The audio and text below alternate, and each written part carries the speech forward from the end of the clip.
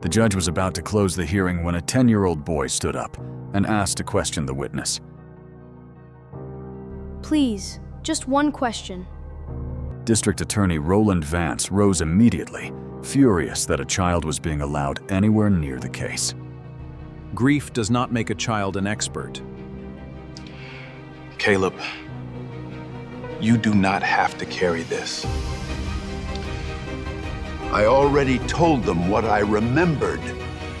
Judge Helena Cross had seen families cry before, but the boy did not look ready to perform. He looked terrified. One question, nothing more.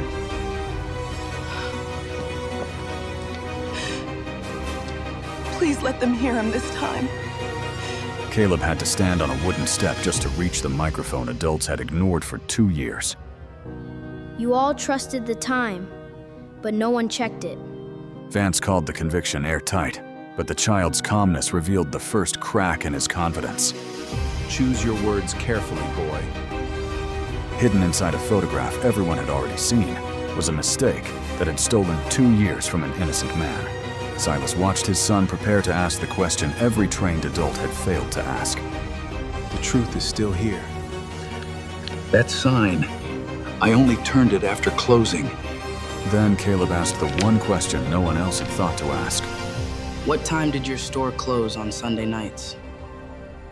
Long before Caleb Turner stood in that courtroom, before reporters knew his name, and before one simple question threatened to tear apart a prosecutor's perfect conviction, he knew his father as the man who could make forgotten clocks speak again. Silas Turner owned a narrow repair shop on the oldest street in Briar Creek. The sign above the door read, Turner Clockworks, though time and rain had faded some of the gold lettering. Inside, the walls were crowded with mantel clocks, pocket watches, brass carriage clocks, wooden regulators, and tall grandfather clocks whose pendulums moved with the patience of men who had seen generations come and go. The shop never sounded completely quiet. Even after closing, even when Silas turned off the lights and locked the front door, dozens of clocks continued ticking in different rhythms. Some ran fast, some ran slow. Some chimed several seconds apart, filling the darkness with imperfect music. Caleb loved that sound. While other children spent their afternoons watching cartoons or throwing balls in the street, Caleb sat on a tall stool beside his father's workbench. His feet did not reach the floor, so they swung beneath him while he watched Silas work beneath the yellow light of a desk lamp. Silas handled every clock as if it were alive. He never forced a rusted gear. He never twisted a hand that resisted. He listened first. He watched. He removed each screw carefully, placed every tiny part on dark velvet, and searched for the smallest sign of damage. To most people, a broken clock was only an object that no longer worked. To Silas, it was a witness. A worn tooth on a gear meant the movement had been carrying too much strain. A bent minute hand meant someone had tried to reset it too roughly. A faint scratch inside the case could reveal that an earlier repairman had installed the wrong part. Nothing stopped without a reason, Silas often told Caleb. Every failure left a trace. Caleb remembered one afternoon when an elderly woman brought in a pocket watch wrapped in a white handkerchief. It had belonged to her husband and had not ticked since the morning he died. She could not afford a proper restoration, but she asked Silas whether he could make it run just once more. Silas worked on that watch for 3 evenings.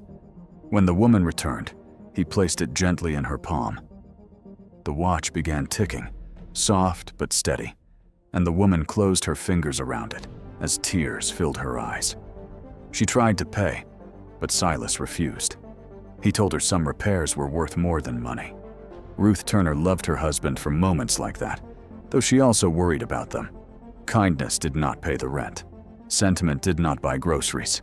Their life was always balanced between enough and almost enough. Ruth worked mornings, cleaning rooms at a motel near the highway, and covered evening shifts at a laundromat when bills grew too heavy. Silas repaired clocks, watches, music boxes, and occasionally old mechanical toys. Caleb did his homework at the front counter and ate dinner from paper containers when Ruth worked late. They were not wealthy, but their home had warmth. Silas laughed easily. Ruth sang while cooking. Caleb fell asleep most nights, hearing the faint ticking of the small brass travel clock his father kept beside the kitchen window. Silas had one lesson he repeated more than any other. When time is wrong, everything built on it becomes wrong too. At first, Caleb thought his father was only talking about clocks. A minute hand, placed incorrectly, could cause the chime to strike at the wrong hour. One gear installed out of position could throw the entire mechanism out of rhythm. A small mistake hidden inside the case could make every movement afterward incorrect. Caleb had no idea that those words would one day become the key to his father's freedom. The day everything changed was Sunday, March 10th. It was the first morning after daylight saving time began, the yearly adjustment that pushed clocks forward by 1 hour. Silas disliked it. He spent half the morning walking through the shop, resetting every clock one by one, while Caleb followed him with a notebook. Ruth teased him for treating the time change like a national emergency. Silas replied that people should not move time around carelessly, and then act surprised when the world became confused. Caleb laughed. By midnight, none of them would find the joke funny. Marlowe's Corner Market sat beside County Road 17, a small convenience store with 2 aging gas pumps, a flickering soda sign, and a bell above the entrance that rang half a second after the door opened. Owen Marlowe had owned the store for more than 30 years. After his wife died, the market became more than a business. It gave him somewhere to go each morning, and a reason to keep speaking to people. Behind the register hung a red rooster wall clock. The paint was chipped, one wooden wing was cracked, and the pale face had yellowed with age. Owen's wife had bought it during the first year of their marriage. Even after she died, Owen could not bring himself to remove it. 2 weeks before the robbery, that clock had stopped. Owen considered throwing it away, but Silas offered to repair it. He cleaned the movement, replaced a worn spring, realigned the hands, and stayed long enough to make sure it kept accurate time. When Owen asked what he owed, Silas charged him only for the replacement part. The red rooster clock began ticking again behind the register. No one understood then that it would become the most important witness in Briar Creek. On the night of March 10th, a man entered Marlowe's Corner Market wearing a dark coat and a cap pulled low over his face.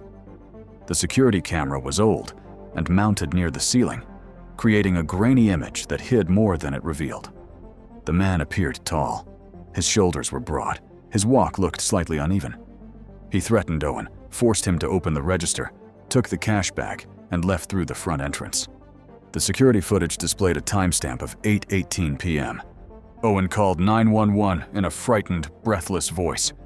The emergency dispatch system recorded his call at 9:22 p.m. That 1 hour difference should have stopped the investigation before it began. Someone should have asked why a terrified store owner, who claimed to call immediately after the robber left, had waited more than an hour. No one did. The camera said 8:18, and the number appeared clean, mechanical, and official. It seemed easier to trust than memory. Less than 4 hours later, deputies arrived at the Turner home. The pounding on the door woke Caleb. He came into the hallway barefoot, wearing an oversized sleep shirt, and saw Ruth speaking to 2 officers beneath the porch light. Silas stood behind her.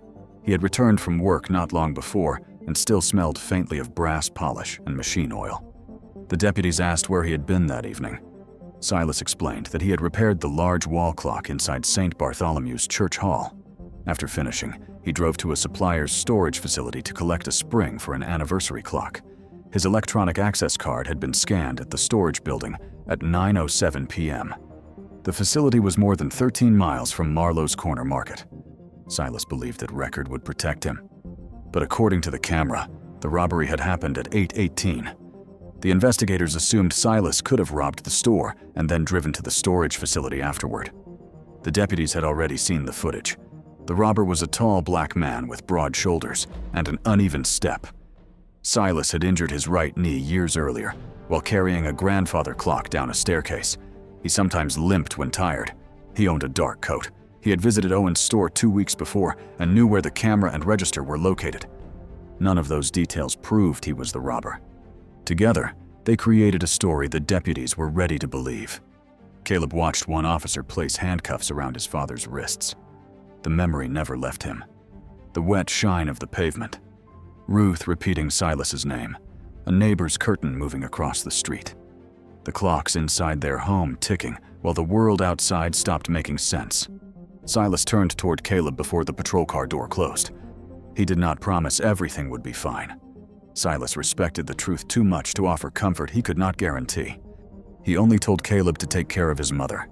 By morning, Briar Creek had already judged him. News traveled quickly through the town. A poor black clockmaker had robbed an elderly white shopkeeper. The camera had recorded the crime. Silas had known the store's layout. His business had been struggling. For people who wanted a simple answer, the story fit too easily. Customers stopped entering Turner Clockworks. Some claimed they wanted to wait until the facts were clear, though they had already decided which facts mattered. Others crossed the road rather than pass the shop. Someone wrote the word "thief" across the front window in black marker. Ruth tried to remove it before Caleb arrived from school, but the stain remained visible beneath the glass. At school, children repeated the words they heard at home. They asked Caleb whether his father had robbed other stores. One boy placed a plastic toy clock on Caleb's desk and joked that perhaps Silas could steal another hour from it. The teacher heard him. She looked away. That was the first time Caleb understood that silence could become permission.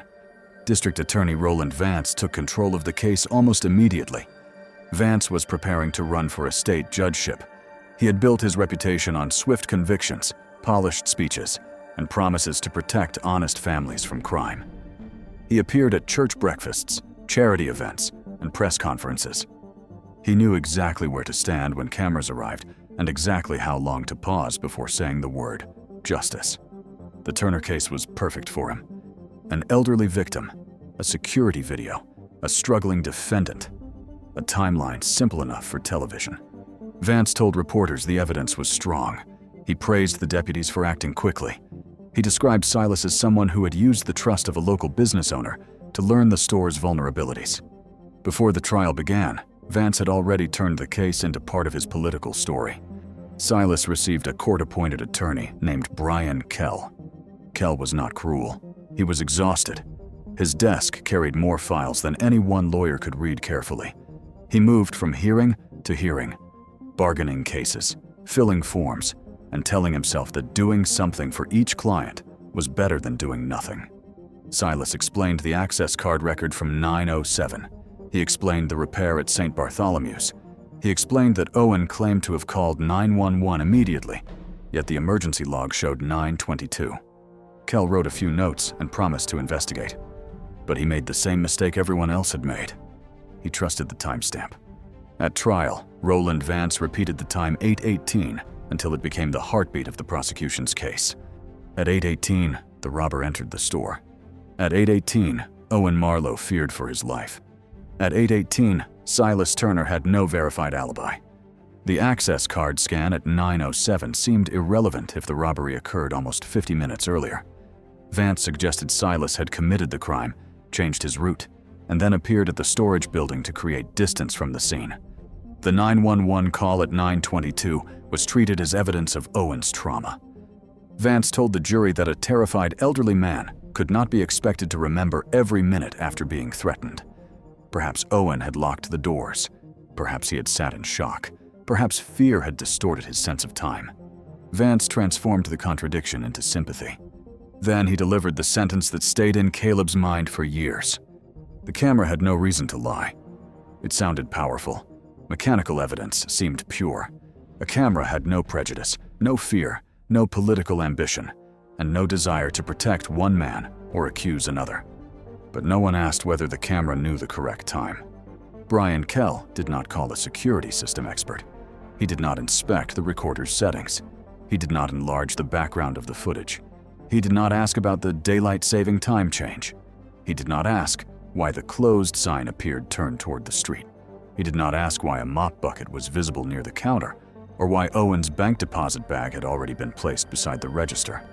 Most importantly, he did not ask about the red rooster clock. Caleb sat behind his mother throughout the trial. He was 8 years old and did not understand every legal term, but he understood tone. He knew when adults were searching for truth and when they were only waiting for their turn to speak. No one was truly listening to Silas. When Silas testified, he spoke calmly. Some members of the jury seemed to expect innocence to sound louder.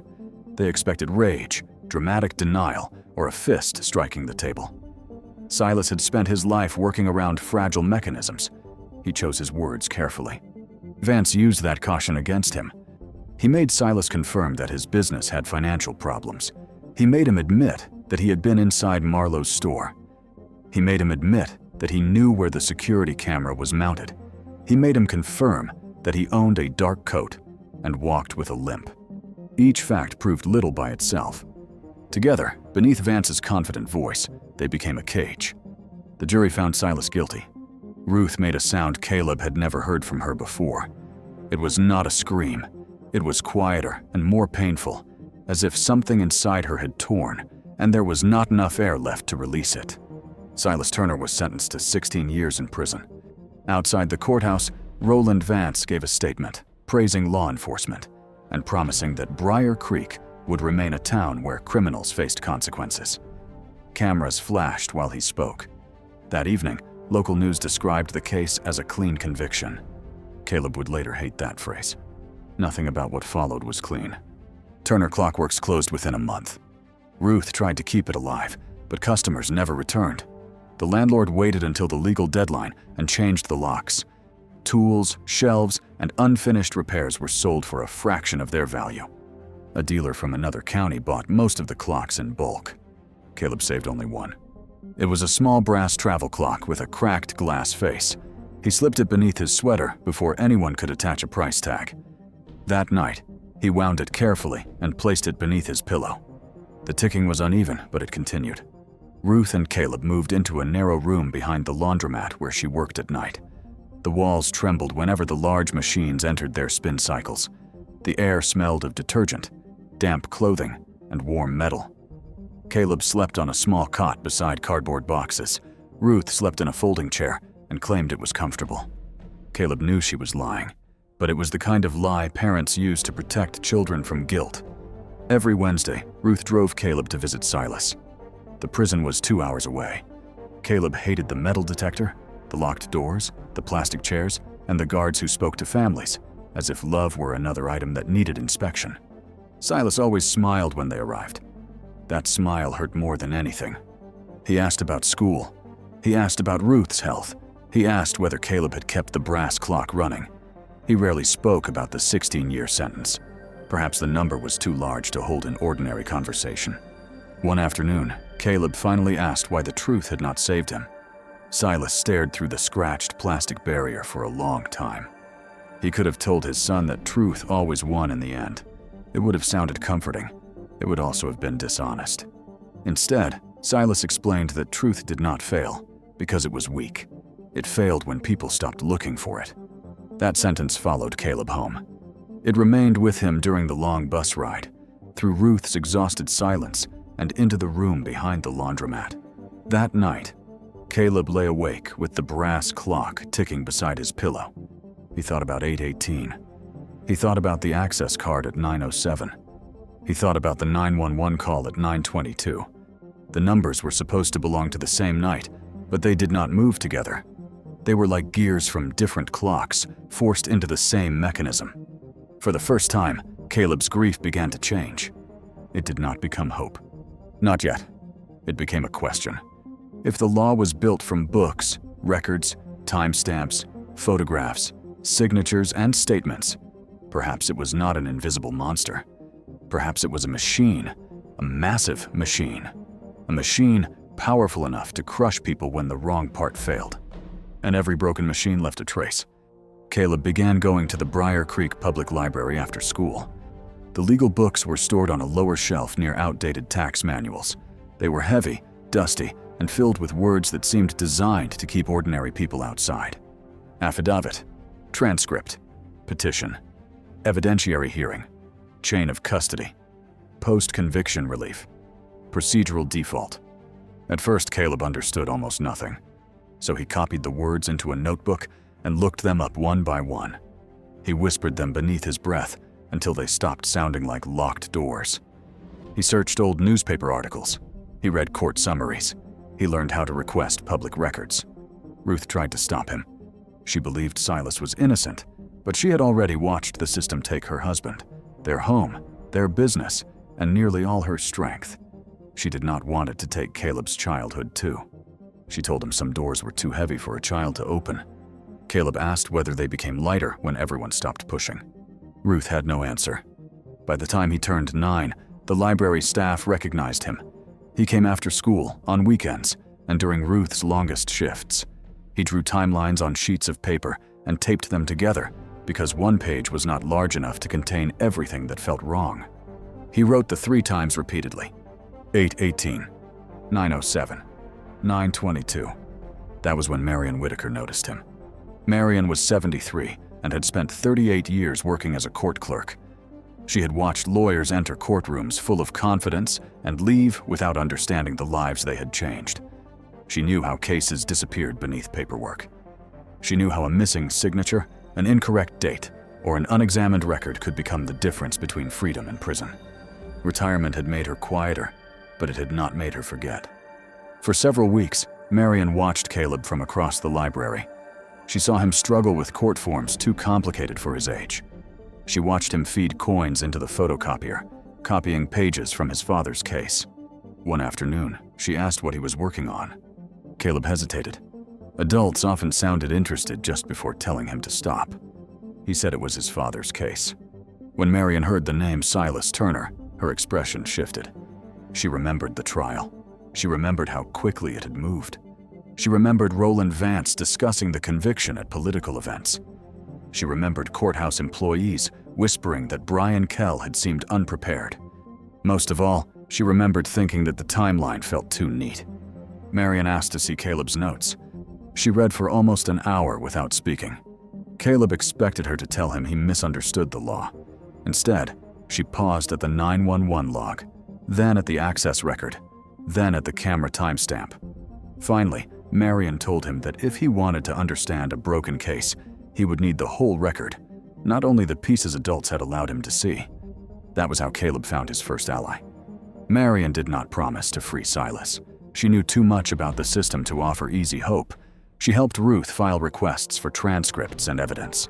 She explained legal terms Caleb had misunderstood. She showed him which documents mattered and which only looked important. Most importantly, she did not take the investigation away from him. She guided him, but she allowed him to keep searching. Together, they rebuilt the night of March 10th. The camera said 8:18. Silas's access card said 9:07. The 911 record said 9:22. Owen's first statement said he called police immediately after the robber left. If Owen was telling the truth, the robbery could not have happened at 8:18. Marion requested the original still photographs from the security footage. Weeks later, they arrived in a worn brown envelope. Caleb spread them across a library table. At first, he made the same mistake everyone else had made. He studied the robber. The dark coat, the broad shoulders, the lowered head, the uneven walk. The image was too unclear to identify anyone, yet close enough to Silas's shape to explain why frightened people had stopped looking. Marion watched Caleb struggle with the resemblance. Then she asked what his father would examine if the photograph were a broken clock. Caleb looked up.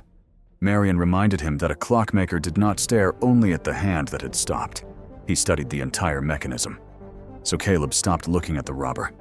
He looked at the counter, the coffee machine, the rack of snacks, the mop bucket near the aisle, the bank deposit bag beneath Owen's arm. The sign on the front door turned to show closed. Then Caleb saw the red rooster clock. It hung behind the register, partly hidden beneath glare. The black hands were thin against the pale face, but Caleb had spent years learning to read clocks from difficult angles. The timestamp in the corner of the security image read 8:18 p.m. The red rooster clock showed approximately 9:18. Caleb leaned closer. He checked the next image. The same difference. He checked another. Still 1 hour. His father had repaired that clock 2 weeks before the robbery. Silas had checked its movement and ensured it kept accurate time. Caleb looked at Marion, afraid to trust what he was seeing. Marion reached for a calendar. March 10th was the first day after daylight saving time began. Owen had moved the hands of the wall clock forward by 1 hour, but the old security recorder had not updated automatically. The camera timestamp was 1 hour slow. The robbery had not happened at 8:18. It had happened at 9:18. Suddenly, every piece moved into place. Owen's 911 call at 9:22 came 4 minutes after the robbery, exactly as his first statement claimed. Silas's access card showed him entering a storage facility 13 miles away at 9:07. He could not have reached Marlowe's Corner Market 11 minutes later. For 2 years, Silas Turner had been imprisoned because everyone trusted a camera without checking its clock. The truth had not been missing. It had been ticking in the background of the evidence from the beginning. But finding the truth and proving it in court were not the same thing. Marion knew Roland Vance would fight them. His reputation, his campaign, and perhaps several other convictions depended on keeping the Turner case closed. They would need the security system manual, dispatch records, access logs, maintenance documents, and Owen Marlowe's testimony. They would need to make frightened adults admit that a child had seen what they had ignored. And before Caleb could ask his one question in court, Roland Vance would use every part of his power to make sure the truth never reached the witness stand. Roland Vance learned about the new evidence before the hearing date was announced. By then, Marion had helped Ruth submit the security photographs, the access card record, the emergency dispatch log, and the manual for the old camera system. The documents were enough to force the court to take a second look, but not enough to guarantee justice. Marion knew that courts did not reopen convictions simply because the truth seemed obvious to a family. The truth had to survive procedure, opposition, and the pride of everyone whose reputation depended on the original verdict remaining untouched. Vance understood the danger immediately. If the robbery had taken place at 9:18 rather than 8:18, Silas's conviction did not merely become questionable, it became impossible to defend. The access log placed him more than 13 miles away, 11 minutes before the crime. Owen's emergency call supported the corrected time. The Red Rooster clock supported it. Even the store's closing routine supported it. But Silas was not the only thing Vance could lose. The Turner conviction had appeared in his campaign speeches. He had praised it as proof that his office trusted evidence over excuses. He had used the case to present himself as a prosecutor who moved quickly, protected elderly victims, and refused to be manipulated by emotional defenses. If a 10-year-old boy proved that his office had ignored the most basic question in the case, voters would not see a minor technical error. They would see arrogance. And once people began questioning one conviction, they might begin questioning others.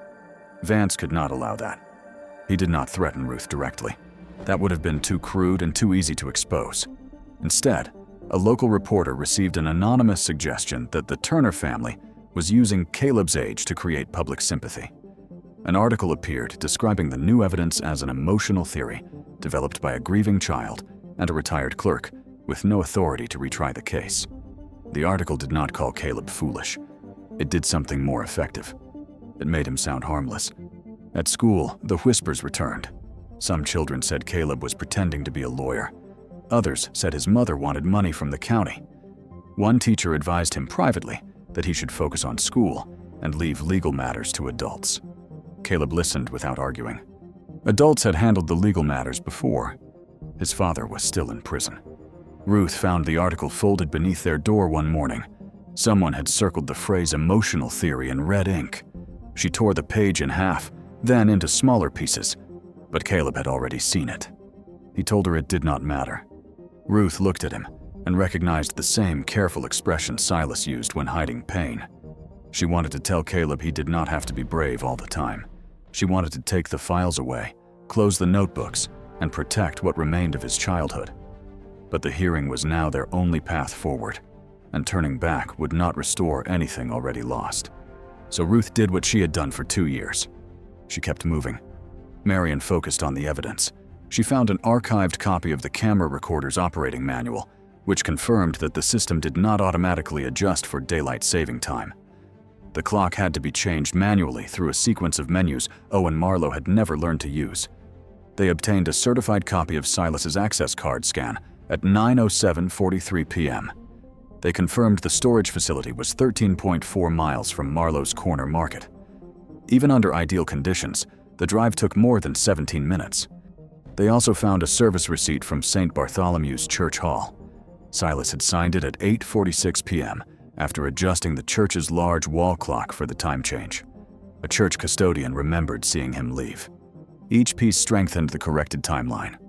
But the most important witness remained Owen Marlowe.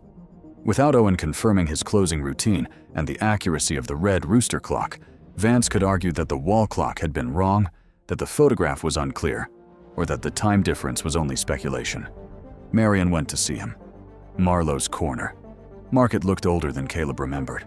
The soda sign still flickered. One gas pump had been covered with a plastic sheet. The bell above the entrance rang too late, sounding only after Marion had stepped fully inside. Owen stood behind the counter with both hands resting on the edge.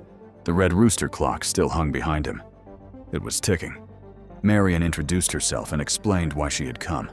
Owen did not ask her to sit. He did not offer coffee. He kept wiping the same section of counter with a cloth that was already dry. At first, he repeated what he had said during the original investigation. The robber had been tall. The man had moved like Silas. He had known the store. The camera showed the time. Marion asked whether he had adjusted the wall clock on the morning of March 10th. Owen's hand stopped moving, only for a second. Then he said he did not remember. Marion asked whether the security recorder had been adjusted. Owen said he did not know. She asked what time he usually closed on Sundays. 9 o'clock, he answered automatically. Then he realized what he had said. His eyes moved toward the rooster clock. Marion saw fear settle over him before he lowered his gaze. A few days earlier, someone from Vance's office had visited the store. The assistant had spoken politely, almost kindly. He reminded Owen that changing his testimony could cause serious problems. People might accuse him of helping convict an innocent man. Silas's family might sue him. Insurance investigators might reopen the robbery claim. Customers might stop trusting him. No one told Owen to lie. They only explained how painful the truth could become. Fear completed the rest. Owen told Marion that 2 years was a long time. He said his memory was unreliable. He said maybe he had flipped the closed sign early that night. Maybe he had prepared the deposit before 9. Maybe the rooster clock had been wrong despite Silas's repair. Marion knew those possibilities had not come from memory. They had been given to him as hiding places. She did not accuse him. She only said that Silas had already paid for Owen's fear with 2 years of his life. Owen looked away. When Marion returned to the laundromat, Caleb knew from her expression that the meeting had gone badly. She spread her notes across the small table. They had the technical evidence, but Owen planned to say he could not remember. Vance would use that uncertainty to attack everything else. He would argue that the wall clock might have been inaccurate, that the store routine could vary, and that the defense was forcing meaning into an unclear photograph. Marion began preparing questions. She wrote them carefully, one after another. Had Owen personally changed the security recorder after daylight saving time? Did he know whether the system updated automatically? Had the red rooster clock been keeping accurate time? Did he call 911 immediately after the robber left? Was the close sign turned before or after the last customer departed? Did he prepare the bank deposit before or after closing? The list grew longer. Caleb copied the questions and studied them every night. He understood why Marion had written each one. The questions were precise. They were logical. They covered every important detail. But something felt wrong. Whenever Caleb imagined Owen on the witness stand, he saw the old man retreating behind the same answer. I do not remember. A technical question gave him somewhere to hide. A question about the camera allowed him to blame the machine. A question about daylight saving time allowed him to claim confusion. A question about the exact minute allowed Vance to argue that trauma had damaged his memory. Caleb did not need Owen to explain the technology. He needed him to remember his own life. The night before the hearing, Caleb sat on the floor of the room behind the laundromat. Ruth had fallen asleep in the folding chair, with her shoes still on. The building had gone quiet, except for one dryer, turning slowly in the next room. The security photographs lay around Caleb. He studied the image again. The robber stood near the counter. Owen was behind the register. The closed sign had been turned. The mop bucket was near the aisle. The bank deposit bag rested beneath Owen's arm. The red rooster clock showed 9:18. Caleb thought about the way his father repaired clocks. When an entire mechanism seemed wrong, Silas never touched every gear at once. He searched for the single part that explained all the others. Caleb picked up Marion's list of questions. He crossed out the first one, then the second, then another. He continued until nearly every line disappeared beneath his pencil. When Marion arrived the next morning, Caleb handed her the page. Only one idea remained. Marion read it twice. The question did not mention the camera. It did not mention the time change. It did not accuse Owen of lying. It did not sound like a lawyer's question at all. That was precisely why it might work. The courthouse was already crowded when they arrived. News of the hearing had spread through Briar Creek. Reporters filled the hallway. Some people had come because they believed Silas was innocent.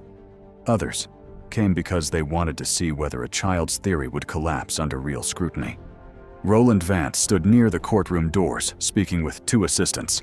His suit was dark, his tie perfectly centered, his expression calm. When he saw Caleb, he gave the boy a brief smile.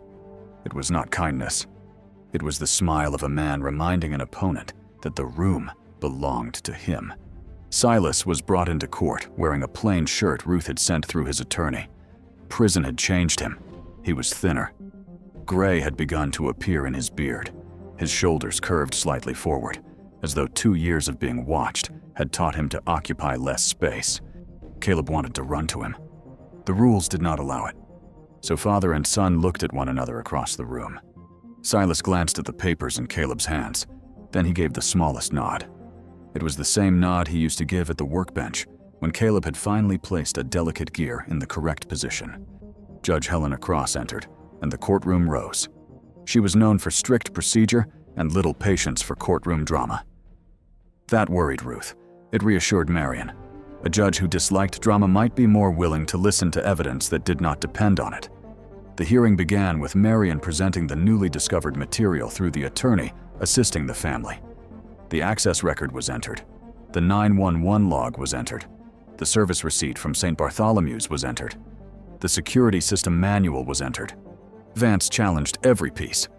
He argued that an access scan proved only that Silas's card had been used, not necessarily that Silas himself had used it. He suggested another person could have carried the card, even though no evidence supported that theory. He said the church receipt did not establish where Silas went afterward. He said the 911 call showed only when Owen contacted police, not when the robbery occurred. He called the wall clock interpretation unreliable because the security image was grainy and taken from an angle. Each argument was weak alone, but Vance delivered them with the confidence of a man who knew certainty could make speculation sound reasonable. Then Owen Marlowe was called to the witness stand. The old man walked slowly. He held his hat in both hands until the clerk told him to set it aside. When he took the oath, his voice trembled. At first, the questions were simple. He confirmed that he owned Marlowe's Corner Market. He confirmed that Silas had repaired the Red Rooster clock 2 weeks before the robbery. He confirmed the store normally closed at 9 on Sunday nights. Then Marion's side asked whether he had changed the wall clock for daylight saving time. Owen looked toward Vance. It was a quick glance. Judge Cross saw it. So did Caleb. Owen said he could not remember. He was asked whether he had changed the security recorder. He said he did not know how. He was asked whether the wall clock had been keeping accurate time. He said he believed so, but could not be certain. The questions moved closer to the central issue, and Owen's answers became less useful. He could not remember. It had been too long. The robbery had frightened him. He might have prepared the deposit early. He might have flipped the closed sign before 9. He might have waited before calling 911. Vance sat at the prosecution table with his hands folded. He did not need Owen to defend the original timeline. He only needed him to make the truth sound uncertain. When Vance questioned him, his tone became gentle. He reminded Owen that the night had been traumatic. He asked whether fear could affect memory. Owen agreed. He asked whether Owen had ever personally inspected the internal settings of the security recorder.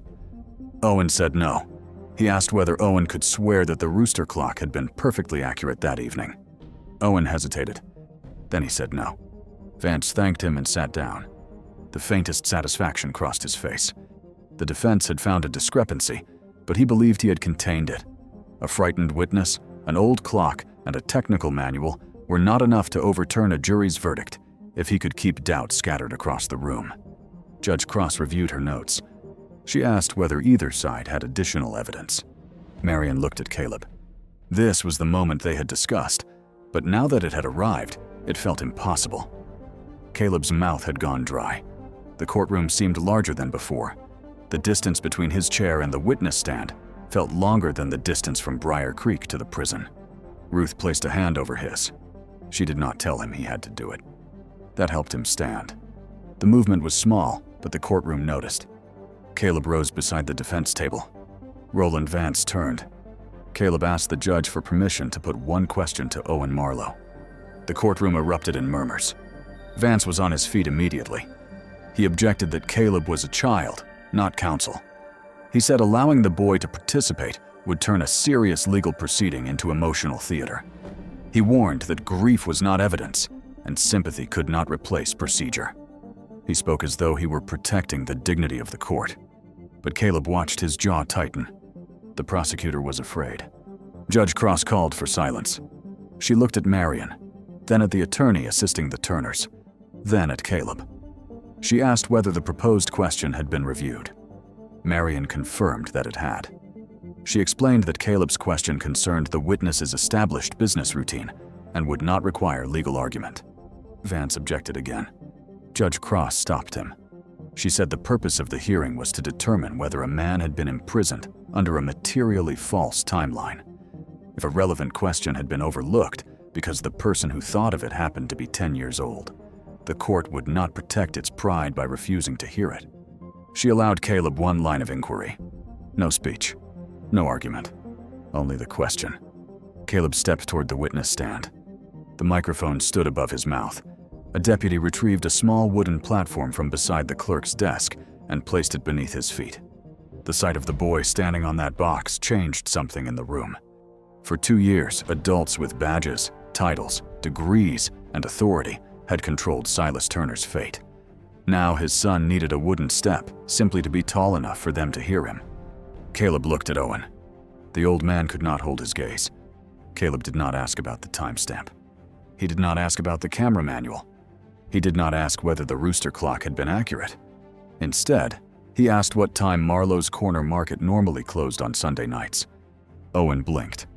The question was so ordinary that his prepared fear had nowhere to go. He answered automatically. 9 o'clock. Caleb asked whether Owen usually counted the register before closing or after closing. Vance rose. He objected that Caleb had been allowed one question, not a cross-examination. Judge Cross looked at Marion. Marion explained that the question was part of the same line of inquiry concerning store closing routine. The judge allowed Caleb to continue, but warned him to remain focused. Caleb asked again. Owen said he counted the register after closing. Caleb asked whether he turned the sign on the front door to closed before beginning the count. Owen's fingers tightened around the edge of the witness chair. He said yes. Caleb looked at the enlarged security photograph displayed beside the judge. His voice trembled, but he did not stop. He asked why, if the robbery had happened at 8:18, the photograph showed the closed sign already turned, the mop bucket pulled out, the bank deposit bag placed beside the register, and Owen performing the tasks he had just admitted he only did after the store closed at 9. No one moved. The question was not loud. It carried no accusation. That made it more powerful. Caleb was not asking Owen to understand machinery. He was asking him to remember the ordinary rhythm of his own life. Owen turned toward the image. For 2 years, everyone had directed his attention toward the robber. The coat, the shoulders, the height, the uneven walk. He had stared at the figure so often that the rest of the image had become invisible. Now he saw the store. He saw the sign. He saw the deposit bag. He saw the mop. He saw himself standing behind the counter in the familiar posture he used every Sunday after locking the door. Something changed in his face. Vance saw it and stood again. He argued that the question was misleading. He said routines could change. He said Owen might have closed early. He said the defense was manipulating an elderly witness through emotional details. His words came faster now. Too fast. Owen raised one hand. The gesture was weak, but it stopped the prosecutor. He said he remembered the mop. His voice was barely above a whisper. The courtroom leaned closer. Owen remembered pulling it from the storage area because the floor near the drink cooler had been sticky. He remembered the handle falling against the freezer after the robber left, making a hollow sound that startled him. He remembered turning the sign to closed. He remembered preparing the bank deposit. He remembered looking at the rooster clock because his wife had once trained him never to leave cash in the store after 9. Then he looked more closely at the clock in the photograph. The color left his face. Owen said Silas had repaired that clock. He said it had been keeping accurate time. He said he had moved the hands forward on the morning of March 10th because of daylight saving time. He remembered complaining about losing an hour. He remembered checking the rooster clock several times during the day because he did not trust himself to have adjusted it correctly. Judge Cross asked him directly whether the robbery had occurred before or after the store's normal closing time. Owen began to cry. After, he said. The word fell into the courtroom like a stone into still water. The robbery happened after 9. Marion stood and requested permission to display the enlarged photograph beside the certified records. The judge allowed it. The timestamp in the corner read 8:18 p.m. The rooster clock showed approximately 9:18. The emergency call was received at 9:22. Silas's access card had been scanned 13 miles away at 9:07:43. The church receipt placed him at St. Bartholomew's until 8:46. The camera manual confirmed that the recorder did not automatically update for daylight saving time. What had once seemed like disconnected details now aligned with painful precision. The camera was 1 hour slow. The robbery happened at 9:18. Silas Turner could not have been there. For 2 years, the prosecution had treated the camera timestamp as the strongest evidence in the case. It had been the weakest clock in the entire story. Owen lowered his head and apologized. At first, no one knew whether he was speaking to Silas, Caleb, Ruth, or the judge. Then he turned toward the defense table. He told Silas he was sorry. He said fear had convinced him that uncertainty was safer than truth. He admitted Vance's office had warned him about lawsuits, insurance problems, and public blame if his memory changed. No one had ordered him to lie. They had only made honesty feel dangerous. Silas did not answer. His face remained still, but tears filled his eyes. The truth he had repeated for 2 years was finally being spoken by someone the court had always considered worthy of belief. Roland Vance attempted to recover. He argued that Owen's renewed memory had been influenced by Caleb's questions. He said the wall clock could still have been inaccurate. He insisted that the court should not overturn a jury verdict based on an emotional reconstruction of store routine. Judge Cross asked whether his office had verified the security recorder's time settings before the original trial. Vance said the footage had been authenticated. The judge repeated the question. Had anyone verified the clock? Vance began explaining that the timestamp had been accepted by investigators. Judge Cross interrupted. She asked whether his office had compared the 8:18 timestamp with the 9:22 emergency call. Vance said trauma could explain a delayed report. She asked whether his office had investigated the access card scan at 9:07. He said the scan did not prove Silas personally used the card. Judge Cross asked whether the prosecution had presented any evidence that someone else possessed it. Vance had no answer. She asked whether the defense had received enlarged stills, clearly showing the rooster clock. Vance said the photographs had been available in the evidence file. The words harmed him more than he realized. Available. The truth had been available.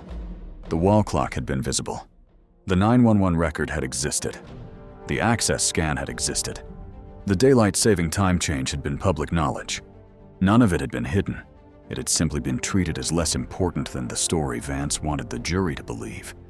Judge Cross recessed the hearing. The courtroom erupted the moment she left. Reporters rushed into the hallway. People spoke over one another. Deputies tried to keep the aisles clear. Ruth remained seated, one hand pressed over her mouth. Marion gathered the papers carefully, though her fingers shook. Caleb stepped down from the wooden platform. The adrenaline left him so quickly that his knees nearly failed. Then Silas called his name. Caleb turned. For the first time in 2 years, there was no glass between them. A deputy allowed Silas to move closer while the court remained in recess. Father and son stood only a few feet apart, both uncertain what the rules permitted. Silas reached out his hand. Caleb took it. The hand felt thinner than he remembered, but it was warm. Silas looked at his son with pride, gratitude, and pain so deep that no single expression could hold all of it. He did not say Caleb had saved him. That would have placed too much weight on a child already carrying more than he should.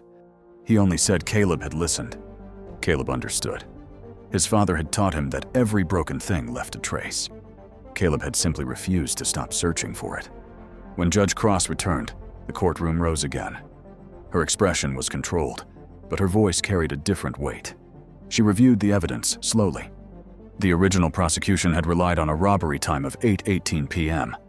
That time came solely from an unverified security camera timestamp. The recorder had not been adjusted after daylight saving time. The store's wall clock showed approximately 9:18.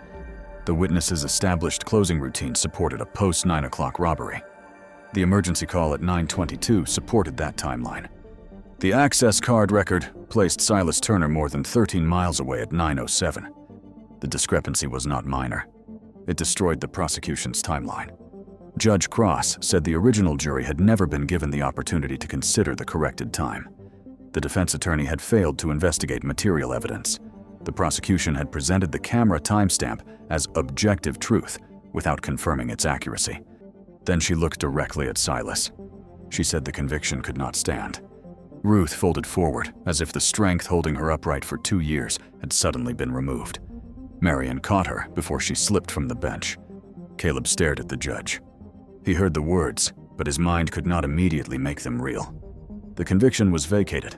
Silas Turner was to be released from custody, while the state determined whether any lawful prosecution could continue without the false timeline. Judge Cross added that given the corrected evidence and the absence of reliable identification, the court saw no legitimate basis for holding him further. For 2 years, Silas had measured his life by prison bells, meal schedules, locked doors, visiting hours, and lights-out commands. Now a judge told him he could go home. Silas closed his eyes. A tear moved down his face. The courtroom began to react, but Judge Cross raised her hand. She was not finished. She said the hearing had revealed failures too serious to be treated as an isolated mistake. The prosecution had relied on technical evidence without verifying it. Contradictory records had been dismissed. A poor defendant's alibi had been treated as an inconvenience rather than a constitutional obligation. She ordered that the Attorney General's office receive the full record of the case. She also requested an independent review of other convictions prosecuted by Roland Vance, in which disputed surveillance timestamps had served as central evidence. The color drained from Vance's face. There was the consequence he had not prepared for. For years, he had built his reputation on clean timelines, decisive prosecutions, and cameras he claimed could not lie. Now those same timelines would be reopened. The evidence he had used to close doors would be used to open files. His career would not be destroyed by a political rival. It would be destroyed by the question he had been too arrogant to ask. The courtroom adjourned. Outside, reporters crowded the courthouse steps. Cameras flashed as Silas emerged beside Ruth, Caleb, and Marion. The late afternoon sky stretched above them without bars, concrete, or razor wire. Silas stopped walking. He looked upward. Caleb watched his father study the open sky, as if it were another kind of clock, too wide to measure and too beautiful to trust immediately. Reporters shouted questions. Did he forgive the prosecutor? Would he sue the county? How did it feel to be free? Was Caleb a genius? Silas did not answer at first. Then he said, the truth had been there from the beginning. His family should never have needed a child to find what trained adults had refused to examine. It was not the triumphant statement the reporters expected. It was more powerful than triumph. It was an indictment. That evening, Silas did not return to the home he remembered. The old house was gone. Turner Clockworks was gone. The workbench, the shelves, the clocks, and the faded sign had been sold or scattered. Freedom returned him to a world that had continued moving without him. He went instead to the narrow room behind the laundromat. Ruth opened the door. For a moment, Silas stood among the boxes, the folding chair, Caleb's small cot, and the machines vibrating through the wall. No one knew what to say. Caleb had imagined his father's return 1,000 times. He had imagined laughter, celebration, and the instant restoration of everything the conviction had taken. But justice did not rewind time. It only stopped the lie from taking more. Silas placed his small bag of prison belongings on the floor. Then he noticed the brass travel clock with the cracked face sitting beside Caleb's bed. Caleb had kept it running. Silas picked it up carefully and held it near his ear. The ticking was uneven. Still alive. He looked at Caleb and smiled. It was the first smile his son had seen that didn't have prison glass behind it. but freedom would not erase what had happened. Roland Vance's downfall was only beginning. Owen Marlowe still had to face the cost of his fear. Ruth still carried 2 years of exhaustion inside her. Silas had returned home, but part of him remained trapped in schedules, locked doors, and memories no judge could vacate. And Caleb, now praised by the same town that had once mocked him, would soon learn that being proven right did not automatically make the world kind. The case had ended. The healing had not. Freedom did not arrive like the ending of a story. That was the first thing Caleb learned after Silas Turner walked out of the courthouse and the people of Briar Creek began calling him innocent. For 2 years, the town had treated Silas as though a prison sentence could define the whole of a man. Then, in a single afternoon, the same town tried to reverse itself with headlines, handshakes, apologies, and expressions of shock. But a changed headline could not return a stolen year. It could not rebuild Turner Clockworks. It could not erase the nights Ruth had slept in a folding chair behind the laundromat. It could not give Caleb back the part of his childhood spent studying court transcripts beneath buzzing library lights. And it could not teach Silas how to feel free simply because a judge had opened a door.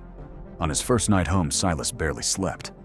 Caleb woke before dawn and saw his father sitting at the small table beside the brass travel clock. The room was dark, except for the weak light coming through the laundromat window. Outside, one of the machines had entered its final spin cycle, making the wall tremble gently. Silas held the clock near his ear. He wound it, listened, adjusted the crown, and listened again. The clock did not need that much attention. Caleb knew it. Silas knew it too. But after 2 years of guards, searches, count times, locked doors, and hands that were never allowed to move without permission, his fingers needed something delicate to trust him again. Caleb remained near the doorway. He wanted to say something comforting. He wanted to tell his father the nightmare was over. But Silas had taught him not to make claims that time had not proven. The nightmare had changed. That was not the same as ending. Silas noticed him and placed the clock on the table. He apologized for waking him. Caleb said the machines had done that. They both knew it was not true.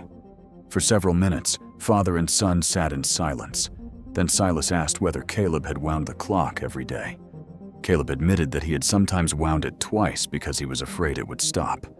Silas examined the cracked glass face and smiled faintly. He said a clock did not need to look untouched in order to keep going. Sometimes the crack became part of the way a person remembered what it had survived. Caleb understood that his father was not only talking about the clock. Ruth understood too. She had spent 2 years surviving through movement. Motel rooms in the morning, laundry in the evening, prison visits on Wednesdays, bills sorted at night. She had lived so long without permission to collapse that when Silas returned, her body did not know how to rest. She continued waking before her alarm. She continued saving food as if the next meal were uncertain. Whenever an unfamiliar number appeared on her phone, fear moved through her before reason could catch it. At the grocery store, she checked prices twice and then checked them again. Silas once told her she did not have to work both jobs anymore. Ruth looked at him as though he had suggested she step from a moving train. She had learned not to trust stability. A conviction could take a husband. A landlord could take a shop. A town could take a reputation. A single mistake could take everything while insisting it was following procedure. Ruth loved that Silas had come home, but love did not automatically make her feel safe. Some nights, they sat beside one another without speaking. They did not need to explain the distance. It had been built from prison walls, collect calls, financial fear, and 2 years of learning how to live separately while still believing they belonged together. They began repairing that distance in small ways. Silas walked Ruth to the motel before sunrise. Ruth brought him coffee while he sorted through the few tools that remained. They ate dinner together even when no one had much appetite. Sometimes they spoke about what had happened. Sometimes they chose not to. Caleb watched them and learned that healing rarely arrived through one powerful conversation. More often, it came through ordinary acts repeated until the body began to believe the danger had passed. The town had its own way of reacting. Some people came to apologize. The first was an elderly woman whose mantel clock Silas had repaired years earlier. She arrived at the laundromat holding a pie and crying before Ruth opened the door. She admitted she had believed the news reports. She admitted she had stopped visiting the shop because she had been afraid of what neighbors might say.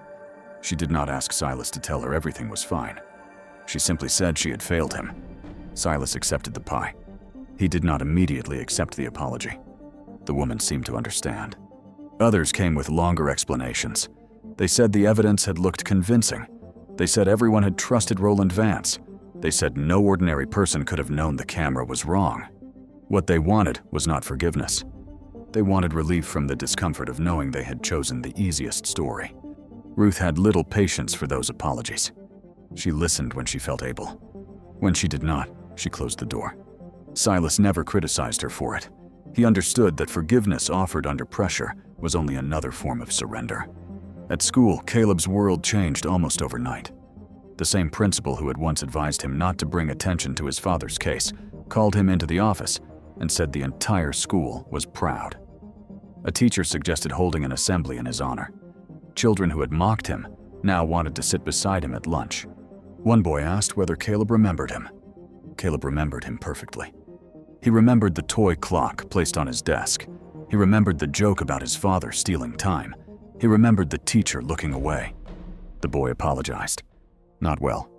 He said he had only repeated what other people were saying. Caleb looked at him and realized most cruelty traveled that way. It passed from one frightened or careless person to another, until no one felt responsible for carrying it. Caleb did not say they were friends again. He said they could start by being honest. That answer spread through the school before lunch. Some students began calling him the courtroom boy. Others called him the clock boy. Reporters called him a legal prodigy. A television producer called Ruth and offered to fly the family to New York for an interview. Another wanted to build an entire program around Caleb's question. Ruth refused most of them. The first time she agreed to a local interview, she regretted it almost immediately. The reporter repeatedly asked Caleb how it felt to be a hero. Caleb tried to explain that he had not wanted to become a hero. He had wanted his father to come home. The reporter asked whether Caleb planned to become a lawyer. Caleb said he was 10. The moment never appeared in the broadcast. Instead, the program used a dramatic photograph of him standing on the wooden platform beneath the courtroom microphone. The caption called him the boy who defeated a prosecutor. Silas switched off the television. He told Caleb that people liked stories with one hero and one villain because complicated truth made them uncomfortable. But no child should have needed to defeat anyone. The adults should have done their jobs before Caleb ever opened the first law book. Caleb asked whether he should stop speaking about the case. Silas said no. He should speak when the truth might help someone. But he should never let strangers convince him that his pain belonged to them. The formal dismissal of the charges came 3 weeks after the hearing. The document arrived in a thin white envelope. Ruth held it for nearly an hour before opening it. She had imagined that moment during sleepless nights, but the real paper seemed too light for what it carried. It contained several paragraphs of legal language and a few lines stating that the state would not continue prosecution. Case dismissed. Conviction vacated. No further basis for detention. Ruth read the words twice. Then she began laughing. The sound startled Caleb. It was not joy exactly. It was the sound of a body releasing pressure through whatever opening remained. Silas placed his hand on the document. For 2 years, the state had used paper to define him as guilty. Now another piece of paper admitted that the first one should never have existed. He did not smile. He asked Ruth to place the dismissal beside the cracked brass clock. The two objects remained together on the small table for weeks. Proof that the law had corrected itself. Proof that correction had come too late. While the Turner family tried to rebuild, Roland Vance tried to control the damage. He released a public statement claiming he respected the court's decision and remained committed to the integrity of the justice system. He described the incorrect timestamp as an unusual technical problem that could not reasonably have been anticipated during the original prosecution. He did not mention the 911 call. He did not mention the access card record. He did not mention the photograph that had been available from the beginning. And he did not mention the pressure placed on Owen Marlowe before the hearing. For a few days, the explanation worked. Vance still had supporters. Some insisted that one mistake should not destroy a career. Others said he had acted in good faith. His campaign team attempted to move forward, quietly removing references to the Turner conviction from speeches and promotional material. Then the Independent Review found another case. 6 years earlier, a warehouse worker named Thomas Reed had been accused of helping burglarize an electronics store. Surveillance footage appeared to place a vehicle similar to his near the building shortly after midnight. Reed claimed he had been inside a distribution center at the time, but the prosecution argued that another employee could have used his identification badge. The camera timestamp had never been independently verified. Reed had accepted a plea bargain after his public defender warned that juries trusted video more than testimony. He had served 3 years. A review of the recording system showed that its internal clock was 27 minutes fast. The corrected timeline supported Reed's workplace alibi. His conviction was reopened. Then came another case. A young mother had been convicted of participating in a pharmacy theft, based partly on video from a neighboring parking lot. She had insisted she was collecting her child from an emergency clinic across town. Clinic records appeared to conflict with the timestamp, but Vance's office dismissed them as potentially inaccurate. The camera had changed time zones after a software reset. Another case involved a gas station robbery and a recorder that had lost power several days before the crime. When it restarted, its clock reverted to a default time. Investigators never checked. Not every reviewed conviction collapsed. Some remained supported by fingerprints, witness identification, or confessions. But enough cases showed the same habit. Vance's office treated technical evidence as absolute when it helped the prosecution. When conflicting records supported a defendant, they were labeled confusion, coincidence, or manipulation. The problem was no longer one broken camera. It was a philosophy. Roland Vance had not always needed to invent facts. He had simply decided which facts deserved authority. The newspapers that once praised his decisiveness began printing detailed timelines of his cases. Donors stopped returning calls. Political allies who had attended his fundraisers appeared on television, discussing the importance of accountability. His campaign for state judge collapsed within 2 months. The state bar opened an inquiry. The attorney general requested internal emails and case files. Former employees began speaking anonymously about pressure to preserve conviction rates. One assistant admitted that prosecutors were rewarded for closing cases quickly and discouraged from exploring alternative timelines once an arrest had been made. Vance resigned before the investigation ended. In his resignation statement, he claimed he did not want his personal situation to distract from the work of justice. Marion read the sentence aloud while sitting at Ruth's small table. She laughed until her eyes watered. Silas did not laugh. He said powerful men often called the truth a distraction when it finally entered the room without permission. The Turner case became known across the state. But Silas wanted less attention, not more. He struggled to enter crowded places. He disliked people standing behind him. He ate quickly, then apologized when he noticed Ruth watching. He woke before sunrise and sometimes folded his blankets with prison precision before remembering no one would inspect them. He visited the old Turner Clockwork storefront only once. Caleb found him standing across the street. The faded blue door had been painted gray. The window now displayed advertisements for tax preparation and payday loans. Nothing remained of the clocks, the workbench, or the quiet afternoons Caleb had spent sorting brass screws beside his father. Silas stared for a long time. Caleb asked whether he wanted the shop back. Silas shook his head. He said the strange thing about losing a place was that the walls continued standing as though they had not witnessed anything. A man could lose years, customers, reputation, and sleep, while the bricks remained available for someone else's sign. Caleb asked whether they would ever open another shop. Silas did not answer immediately. He looked toward the public library at the end of the street. Then he said perhaps, "Not there." Some rooms held the wrong silence.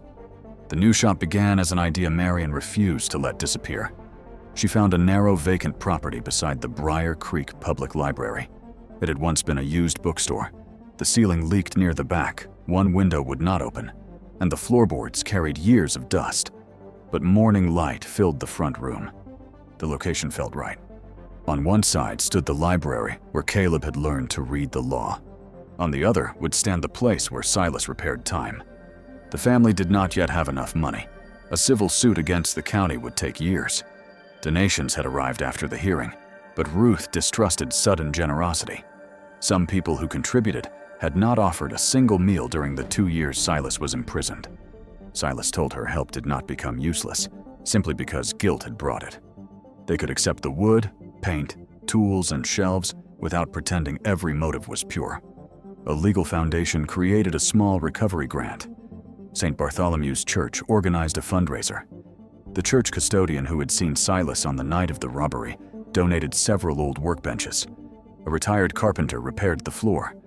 Marion arrived carrying boxes of broken courthouse clocks and announced that no new repair shop should open without enough unfinished work to create immediate regret. They cleaned the space together. Ruth scrubbed the windows. Caleb sorted donated tools. Silas repaired shelves, then repaired them again because he did not trust the first attempt. Some volunteers worked quietly. Others apologized while holding paintbrushes. Ruth allowed them to speak. She did not promise absolution. Above the entrance, Silas painted the new name by hand. Turner & Son Clockworks. Caleb stared at the sign for so long that Silas asked whether the spelling was wrong. Caleb said his name did not belong there. His father was the real clockmaker. Silas looked genuinely offended. He told Caleb that without him, there would be no shop and no clockmaker to reopen it. Caleb had kept the work alive when every adult around him had declared it finished. Below the shop name, Caleb painted a smaller sentence. "We restore what time almost took away." Silas complained that it sounded too poetic for a repair shop. Ruth cried when she saw it. Then Silas stopped complaining. Before the shop opened, Owen Marlowe came to see them. He did not arrive with reporters. He did not come during the fundraiser or stand where others could watch him apologize. He went to the laundromat on a quiet afternoon, carrying a cardboard box. Ruth saw him through the glass door and became still. For 2 years, Owen had been presented as the innocent victim and Silas as the dangerous man who had harmed him. Now Owen stood outside looking smaller than the box in his hands. Ruth considered refusing to let him enter. Silas told her it was her choice. That mattered. For so long, other people had controlled what happened to their family. Even a small choice deserved respect. Ruth opened the door. Owen stepped inside. He did not begin with excuses. He did not describe his fear of the robber or explain how Vance's office had influenced him. He did not ask Silas to understand how difficult the situation had been. He said he was sorry. He admitted that before the hearing, Vance's assistant had warned him about lawsuits, insurance investigations, and public blame. He admitted that no one had ordered him to lie. They had only shown him the consequences of remembering correctly. Owen had chosen fear. Silas had paid for it. Owen placed the box on the table. Inside was the red rooster clock. Its hands had been removed and wrapped in paper. Dust covered the chipped wooden body. Without the hands, the pale face looked strangely empty. Owen said he could no longer keep it in the store. Every time he looked at it, he saw the truth he had refused to face. But the clock had belonged to his wife, and he could not throw it away. He asked Silas to repair it one more time. Not for Marlowe's corner market, for his wife's grave. Ruth looked at Silas. Caleb looked at the clock. Silas remained silent for a long time. People often imagine forgiveness as a sudden, beautiful decision. Caleb learned that day that real forgiveness could feel more like opening the back of a damaged clock. A person did not know what condition the mechanism was in until the cover came off. Some parts might be cleaned, some might need replacement, some might never work as before. Finally, Silas agreed to repair it. Owen released a breath. Then Silas said he would charge him a fair price.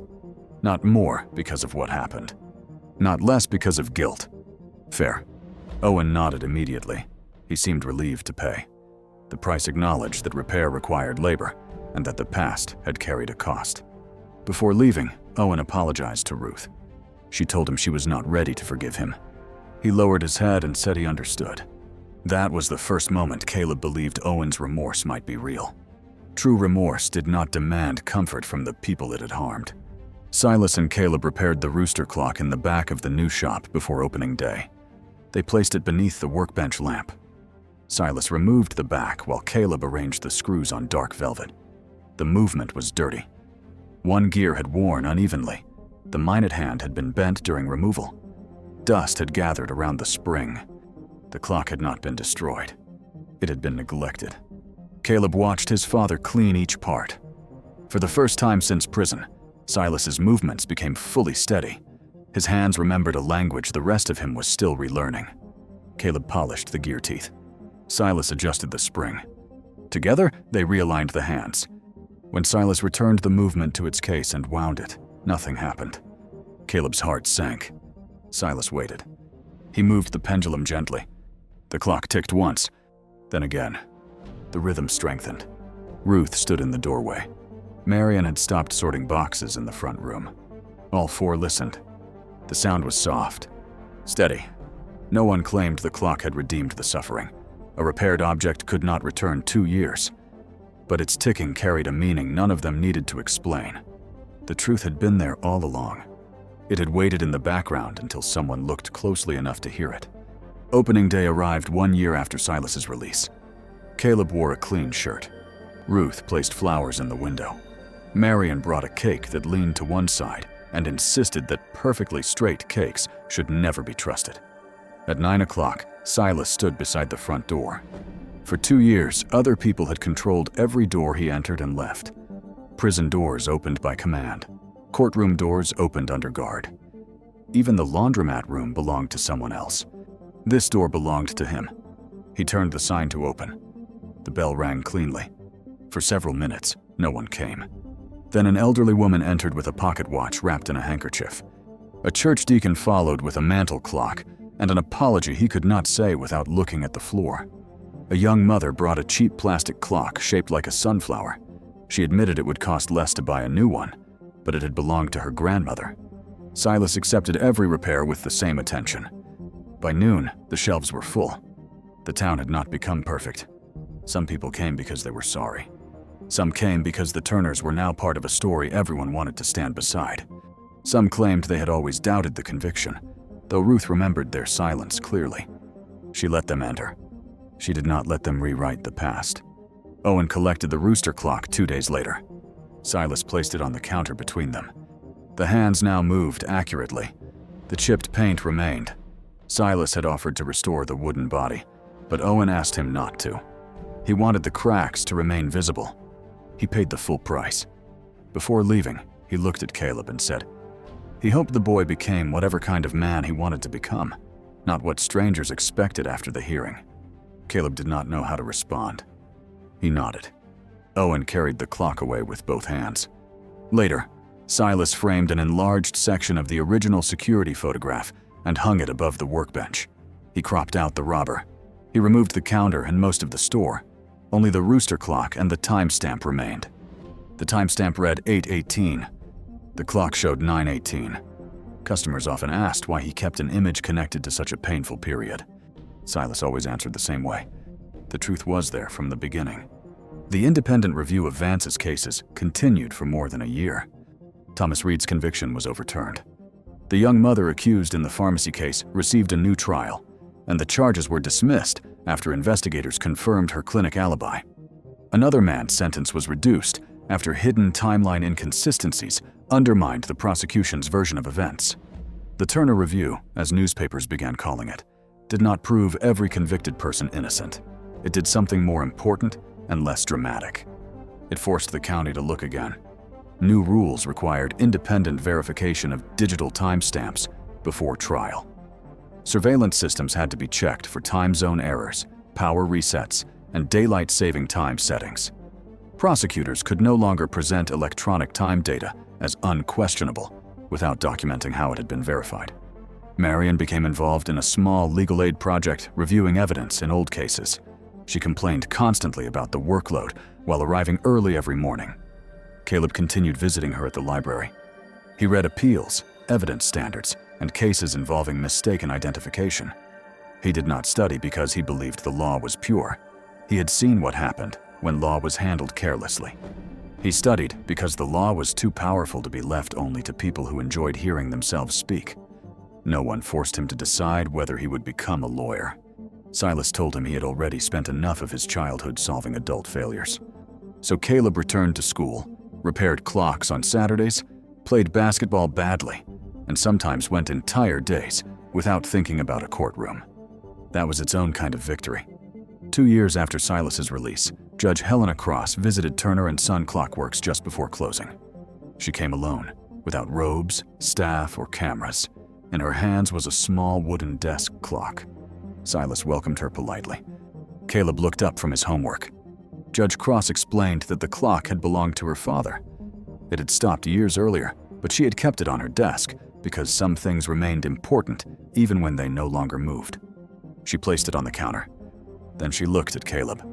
She told him that courtrooms were filled with trained voices, confident voices, expensive voices, and voices accustomed to being obeyed. But during Silas's hearing, the smallest voice in the room had asked the clearest question. Caleb lowered his eyes. Praise still made him uncomfortable. Silas rescued him by asking the judge what seemed to be wrong with the clock. Judge Cross smiled and admitted she did not know. She said she had learned not to assume. After she left, Caleb asked his father whether justice had finally been done. Silas turned the judge's clock over in his hands. He listened to the silence inside it. Then he said, justice had begun. Caleb understood the difference. Done would mean the years returned. Done would mean Turner Clockworks never closed. Done would mean Ruth never slept in a chair. Caleb was never mocked. Owen never hid behind fear. And Vance never built a career by transforming uncertainty into guilt. Begun meant something smaller. Silas was home. The lie had been named. Several forgotten cases had been reopened. People were checking the clocks. After great harm, beginning was sometimes the only honest miracle available. That evening, Caleb and Silas closed the shop together. Ruth had gone ahead to prepare dinner. Marion had left a stack of papers on the counter with a note demanding coffee before anyone asked her to read them.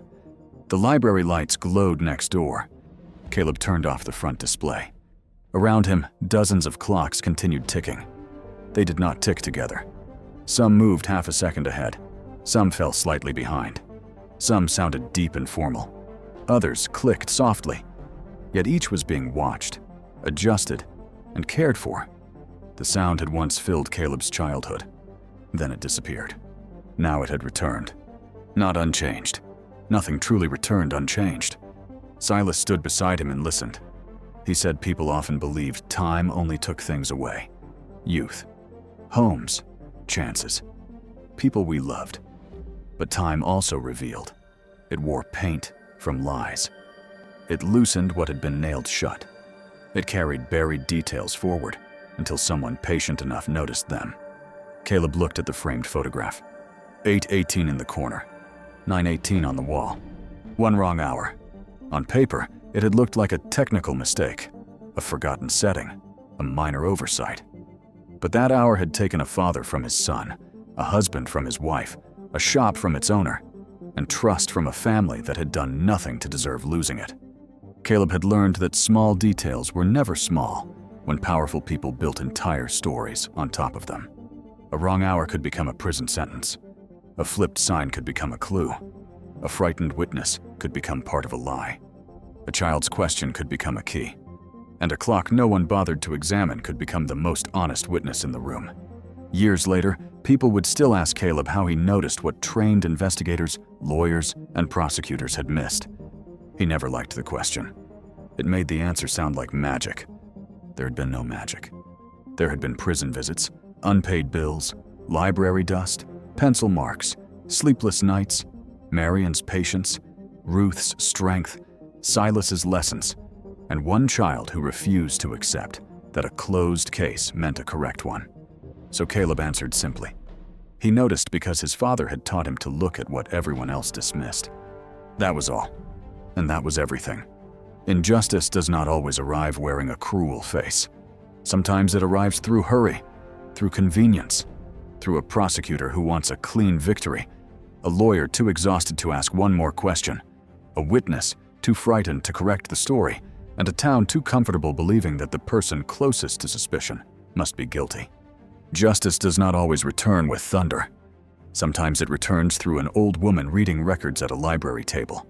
Sometimes it returns through a mother who keeps standing after the world has taken almost everything. Sometimes it returns through a man who still believes broken things deserve care. And sometimes it returns through a 10-year-old boy standing on a wooden platform, asking an ordinary question that powerful adults were too certain to consider. The story of Silas and Caleb Turner was never proof that pain always carried a purpose. Pain did not become good simply because someone survived it. Nor was it proof that the system always corrected itself. Systems rarely correct themselves without people willing to disturb their comfort. The lesson was more honest than that. Never let confidence replace truth. Never allow authority to make you ashamed of asking a simple question. And never ignore a small detail, because powerful people are in a hurry to move on. Because somewhere, behind the person everyone is staring at, there may be a clock still pointing toward the truth. And sometimes, one honest question is enough to make the entire room finally hear it. Step away from that Ferrari before I make this worse for you. Malcolm Reed did not move an inch. You already made it worse when you decided I could not own it. His appearance told Vanessa everything she assumed. A man like you does not arrive here in a car like that. But Malcolm gave her one quiet warning. Be very careful with the story you are about to tell. Vanessa turned suspicion into a public accusation. Someone call security! This man is trying to steal from my company! The valet knew the truth was nearby. Ma'am, I think you should look at the registration first. Vanessa made sure he could not speak. One more word, and you will lose this job tonight. Malcolm protected him without raising his voice. Do not punish him for telling the truth. The truth is obvious. He does not belong beside a Ferrari. The crowd watched Vanessa judge him openly. Still, Malcolm never looked afraid. Then police lights washed over the Ferrari. Sir, keep your hands where I can see them. Before you touch me, you may want to call your superiors. But Malcolm's silence had a history. To understand why Malcolm Reed stood there so still while a woman tried to turn his life into a crime scene, you have to understand that he had survived far worse than being underestimated. He had built his entire life in rooms where people looked at him last, listened to him least, and then acted surprised when his ideas saved them. Malcolm had been born in a neighborhood where broken engines were more common than working streetlights, and where boys learned early that the world often noticed their mistakes faster than their talent. His father had driven buses for nearly 30 years. His mother cleaned offices and buildings where the executives never learned her name. But in their small garage behind the house, Malcolm found a language that did not care about status. Engines either worked or they did not. Metal either fit or it failed. A machine could be understood if a person had patience, discipline, and the humility to listen. As a child, Malcolm could not afford model cars, so he drew them. He sketched the curves of Italian sports cars from old magazines other people threw away. He studied the way light moved across the hood of a Ferrari, the way every line seemed to be a decision made by someone who understood speed as both science and poetry. But he did not love cars because they were expensive. He loved them because they were proof that imagination could become something real enough to touch. While other boys dreamed of owning a Ferrari, Malcolm dreamed of understanding why one existed at all. He wanted to know how beauty and engineering could meet in one object so perfectly that even a stranger on the sidewalk would stop breathing for half a second. That obsession carried him out of the neighborhood, through scholarships, late-night jobs, and years of being the only person in the room who looked like him. He became an engineer first, then a designer, then a businessman almost by accident. People who understood cars trusted him. People who understood numbers eventually had no choice but to respect him. But Malcolm never chased attention. Attention to him was a noisy room where people applauded before they understood the cost of what they were praising. He preferred quiet ownership. He preferred to build things and let others stand beneath the lights. It was a habit born partly from humility and partly from pain. The person who understood that pain best was his wife, Eleanor Reed. Eleanor had met Malcolm before anyone called him brilliant, before investors returned his calls, before his first company appeared in financial magazines. She had met him when he still carried engine grease under his fingernails and apology in his posture, as though the world had taught him to take up less space than he deserved. Eleanor never saw him that way. She saw the mind behind the quiet. She saw the patience behind the restraint. She saw a man who could walk past a showroom window and describe, from memory, how the car inside breathed. For years, Malcolm and Eleanor built a life that looked ordinary from the outside and extraordinary from within. She taught high school literature. He worked impossible hours in the automotive industry, first repairing what others broke, then designing systems that made luxury dealerships more efficient, more honest, and more profitable.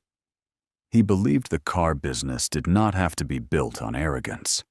He believed that people buying a dream should not be cheated by those selling it. Eleanor believed in him so completely that when he hesitated to start his own company, she placed a notebook on the kitchen table and filled the first page with the name she thought belonged to his future. Reed Caldwell Automotive Group. Caldwell was not Malcolm's name. It belonged to Richard Caldwell, a charming investor with old money, perfect teeth, and the kind of confidence that opened doors before he knocked. Richard had the connections Malcolm lacked. Malcolm had the vision Richard could never have invented. Together, they launched what would eventually become Caldwell Prestige Motors, a chain of high-end dealerships known for rare European cars, white glove service, and a reputation so polished that wealthy customers trusted it before reading the contracts. In the early days, Malcolm believed partnership meant shared purpose.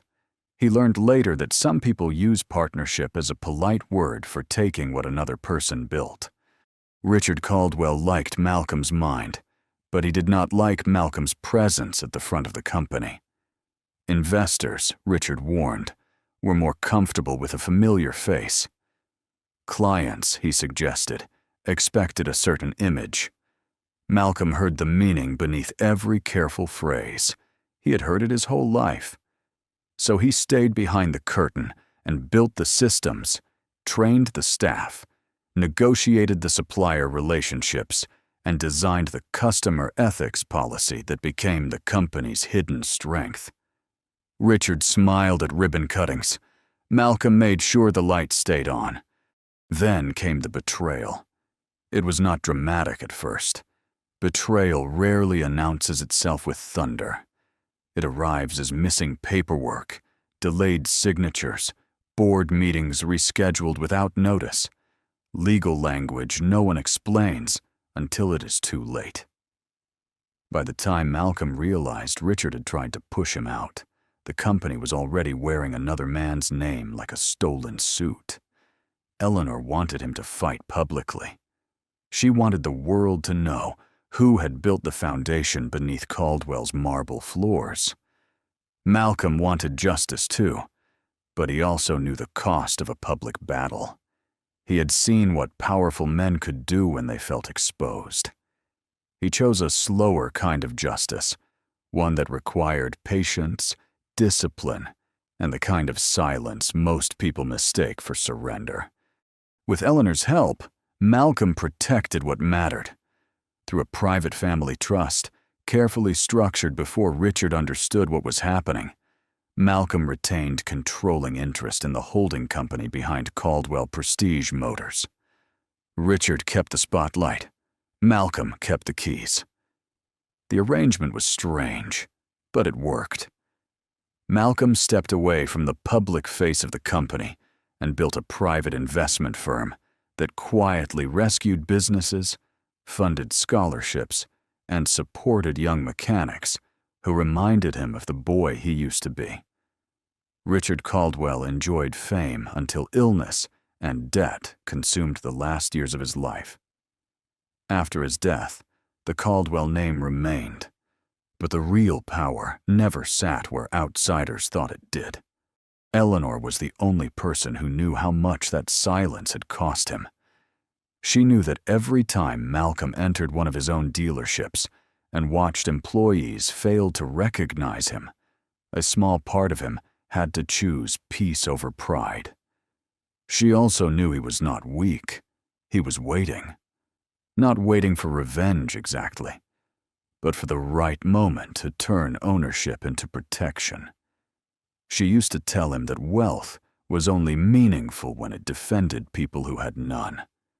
Malcolm carried those words long after Eleanor became ill, long after hospital rooms replaced business meetings, long after the woman who had believed in him before the world did left him with more money than he wanted, and one promise he could not forget. The Ferrari came from that promise. Years before Eleanor died, she and Malcolm had walked past a private collection after a charity dinner. Inside, under warm museum lights, was a deep red Ferrari, 812 super fast, elegant and aggressive, a machine that seemed to be moving even while parked. Eleanor had smiled at the way Malcolm stopped talking mid-sentence. She had known he was not seeing status. He was seeing childhood, survival, and design brought together in one impossible shape. She had told him that one day, when he finally stopped hiding from the life he had earned, he should buy one in red, not because rich men did, but because the boy in the garage deserved to see his dream in color. Malcolm did not buy it while she was alive. During her illness, extravagance felt obscene. After her funeral, it felt empty. But on the first anniversary of her passing, he purchased the Ferrari through the Eleanor Reed Memorial Trust, not as a trophy, but as a memorial. He had her initials engraved inside the cabin, where only someone looking closely would notice. He drove it rarely, and only on days connected to purpose. The car was not a toy. It was a reminder that grief could travel with beauty, and that promises made in love did not expire when a heartbeat stopped. The night of the Meridian Auto Museum Gala was one of those days. Caldwell Prestige Motors was sponsoring the event, at least publicly, but the real money came from the Eleanor Reed Memorial Trust. The gala was meant to launch a scholarship program for underprivileged students entering automotive engineering and technical training. Malcolm had insisted the program focus not on polished applicants with perfect resumes, but on young people who had learned from broken engines, family sacrifice, and necessity. He wanted the scholarship to find the version of himself the world had nearly missed. Vanessa Caldwell had other priorities. She was not Richard Caldwell's daughter, though she allowed people to assume the connection when it helped her. She had married briefly into the extended Caldwell family, kept the name after the divorce, and built a career out of appearing indispensable to men who confused Polish with competence. Vanessa had been appointed interim CEO after a leadership scandal shook the company, and she treated the temporary position as though it were a throne. She understood luxury branding, media optics, and the social choreography of wealthy rooms. She did not understand loyalty. She did not understand craftsmanship. And she certainly did not understand the kind of quiet power that did not need to introduce itself. To Vanessa, Caldwell Prestige Motors was an image to be sold. She wanted to merge the company with a foreign luxury conglomerate that had no interest in Malcolm's ethics policies, scholarship commitments, or employee protections. The sale would have given Vanessa an enormous personal bonus and a permanent title in the new organization. It also would have gutted the foundation Malcolm had built. Customer service departments would be outsourced. Long-time mechanics would be dismissed. The scholarship fund would be renamed, reduced, and folded into a marketing campaign. Vanessa called it modernization. Malcolm saw it for what it was: extraction disguised as progress. For months, Malcolm had watched from a distance as reports crossed his desk. Customer complaints rose. Employees resigned. Warranty claims were delayed to improve quarterly numbers. A small transfer from the charity budget had been labeled as event preparation, then moved again through consulting fees. No single entry proved corruption by itself, but together they created a pattern. Malcolm had seen enough patterns in his life to know when a machine was beginning to fail. He did not rush. He asked his legal team to gather documents. He asked the board chair to observe quietly. And then he accepted the invitation to attend the Meridian Gala in person. He did not tell Vanessa he was coming.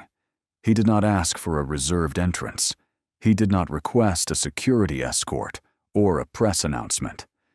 He drove himself in the Ferrari because Eleanor would have laughed at the idea of him arriving in a chauffeured sedan to a scholarship created in her name. He wore a simple navy jacket, a white shirt, and the watch Eleanor had given him when their first company turned a profit. The watch was not flashy. Its value was sentimental, not obvious. That was how Malcolm preferred most things. At the museum, the evening was already glittering when he arrived. The building curved in glass and steel around a central hall filled with historic race cars, polished engines, and photographs of drivers who had risked everything for speed. Wealth moved through the room with practiced ease. Champagne glasses caught the light. Sponsors smiled for cameras. Young scholarship applicants stood near the edges, dressed in borrowed suits and careful dresses, trying not to look overwhelmed by a world that had rarely opened doors for them. Malcolm noticed them first. He always noticed the people standing at the edges. One of those young people was Jordan Ellis, a valet assigned to the front entrance for the evening. Jordan was 22, nervous, and trying hard to appear invisible. 3 years earlier, he had been one bad month away from dropping out of a technical training program when an anonymous grant paid his tuition balance. He never learned the donor's name, only that the grant came from a trust connected to automotive education. What Jordan did not know yet was that the man stepping out of the red Ferrari was the reason he had a uniform, a job, and a future still within reach. Jordan recognized the car before he recognized the man. Everyone did. The Ferrari seemed to gather attention as naturally as fire gathers heat. Malcolm handed over no performance, no boast, no demand for special treatment. He simply greeted Jordan with respect, asked whether the staff had been given a place to eat during the long event, and waited for the answer with the seriousness of someone who considered that question important. Jordan was so startled by the courtesy that it took him a moment to respond. Most guests treated valet workers as extensions of the curb. Malcolm treated him as a person whose comfort mattered. That small exchange might have passed unnoticed if Vanessa Caldwell had not been standing near the entrance, preparing for a photographer. She saw the Ferrari first, then Malcolm, then Jordan's uncertain expression. In the space of a few seconds, her mind arranged those details into the only story her prejudice could accept. The car was too rare. The man was too understated. The valet looked too nervous. And the gala was too important for her to risk embarrassment. Vanessa did not approach like a host welcoming a donor. She approached like a property owner finding a stranger near the silverware. Malcolm saw the change in her face before she spoke. He had seen it in boutiques, hotels, boardrooms, country clubs, and once in the lobby of a bank that held more of his money than the manager earned in a decade. It was the look of someone deciding that evidence was unnecessary because assumption felt more natural. Vanessa asked for proof before she asked for his name. She looked at his jacket, then at the Ferrari, then at the gathering crowd, as though she were protecting civilization from a clerical error. Malcolm could have ended the moment there. He could have given his full name, called the board chair, or let one of the wealthiest families in the city learn within seconds who he was. But he had not come to the gala to perform power. He had come to watch what Caldwell had become when it believed he was absent. So he did what he had done for most of his life. He stayed calm, offered the simplest truth, and watched carefully to see who would choose fairness when fairness was inconvenient. Vanessa failed that test almost immediately. Vanessa Caldwell had spent her career learning how to turn uncertainty into authority. She knew that in wealthy spaces, the person who sounded most offended often controlled the room. So when Malcolm Reed calmly explained that the Ferrari belonged to him, she treated his calmness not as evidence of innocence, but as arrogance.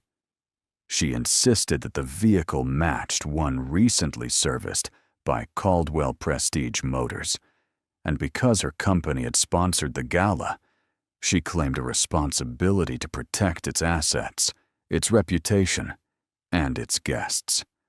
The words sounded professional enough from a distance. Up close, they were something uglier, wearing a tailored suit. Malcolm listened without interruption. That made people uneasy. A guilty man, they expected, would panic. An innocent man, they assumed, would defend himself loudly.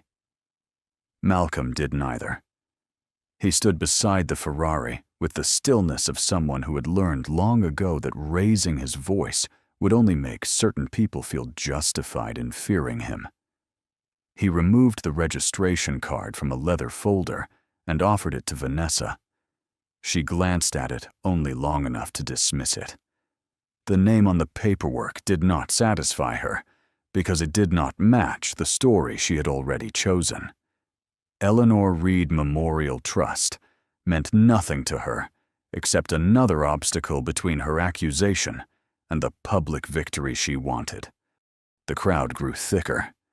Guests who had come to celebrate charity now lingered for scandal. A few recorded openly. Others pretended to check messages while angling their phones toward Malcolm's face. This was how humiliation multiplied in the modern world.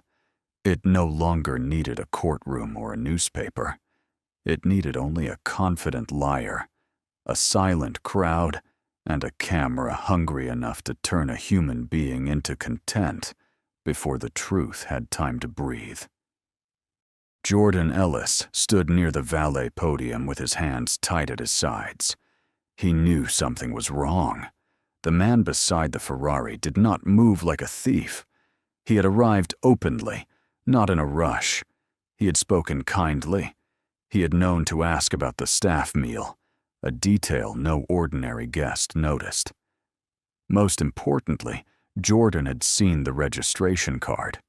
He had caught the name of the trust, and something about it stirred a memory from the tuition letter he had kept folded in a shoebox at home. The grant that saved his future had come from the Eleanor Reed Memorial Trust. The same words were on the card Vanessa had just refused to believe. Jordan wanted to speak, but fear trapped him.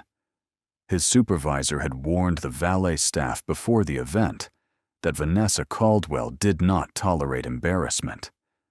Workers who caused trouble would not be invited back. For Jordan, losing this job meant more than missing a paycheck. It meant falling behind on rent, delaying certification, maybe returning to the same dead-end work he had fought to escape. He watched Vanessa sharpen her accusation, and shame burned in him because he understood how silence could become cooperation. Inside the museum, the gala continued without understanding that its true purpose was being threatened outside the doors. Young students stood near displays of vintage engines, while donors congratulated themselves for generosity.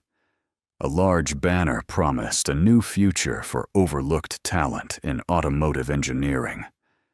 Malcolm had funded that banner. He had funded the scholarships, the mentorship program, and the equipment grants that would follow. Yet outside, the man whose money made the evening possible was being treated as the danger. Vanessa's suspicion quickly became performance. She reminded everyone within earshot that Caldwell Prestige Motors dealt in vehicles worth more than most homes and could not afford to ignore irregularities. She emphasized that the Ferrari was a rare model, that criminals often targeted events like this, and that responsible leadership required swift action.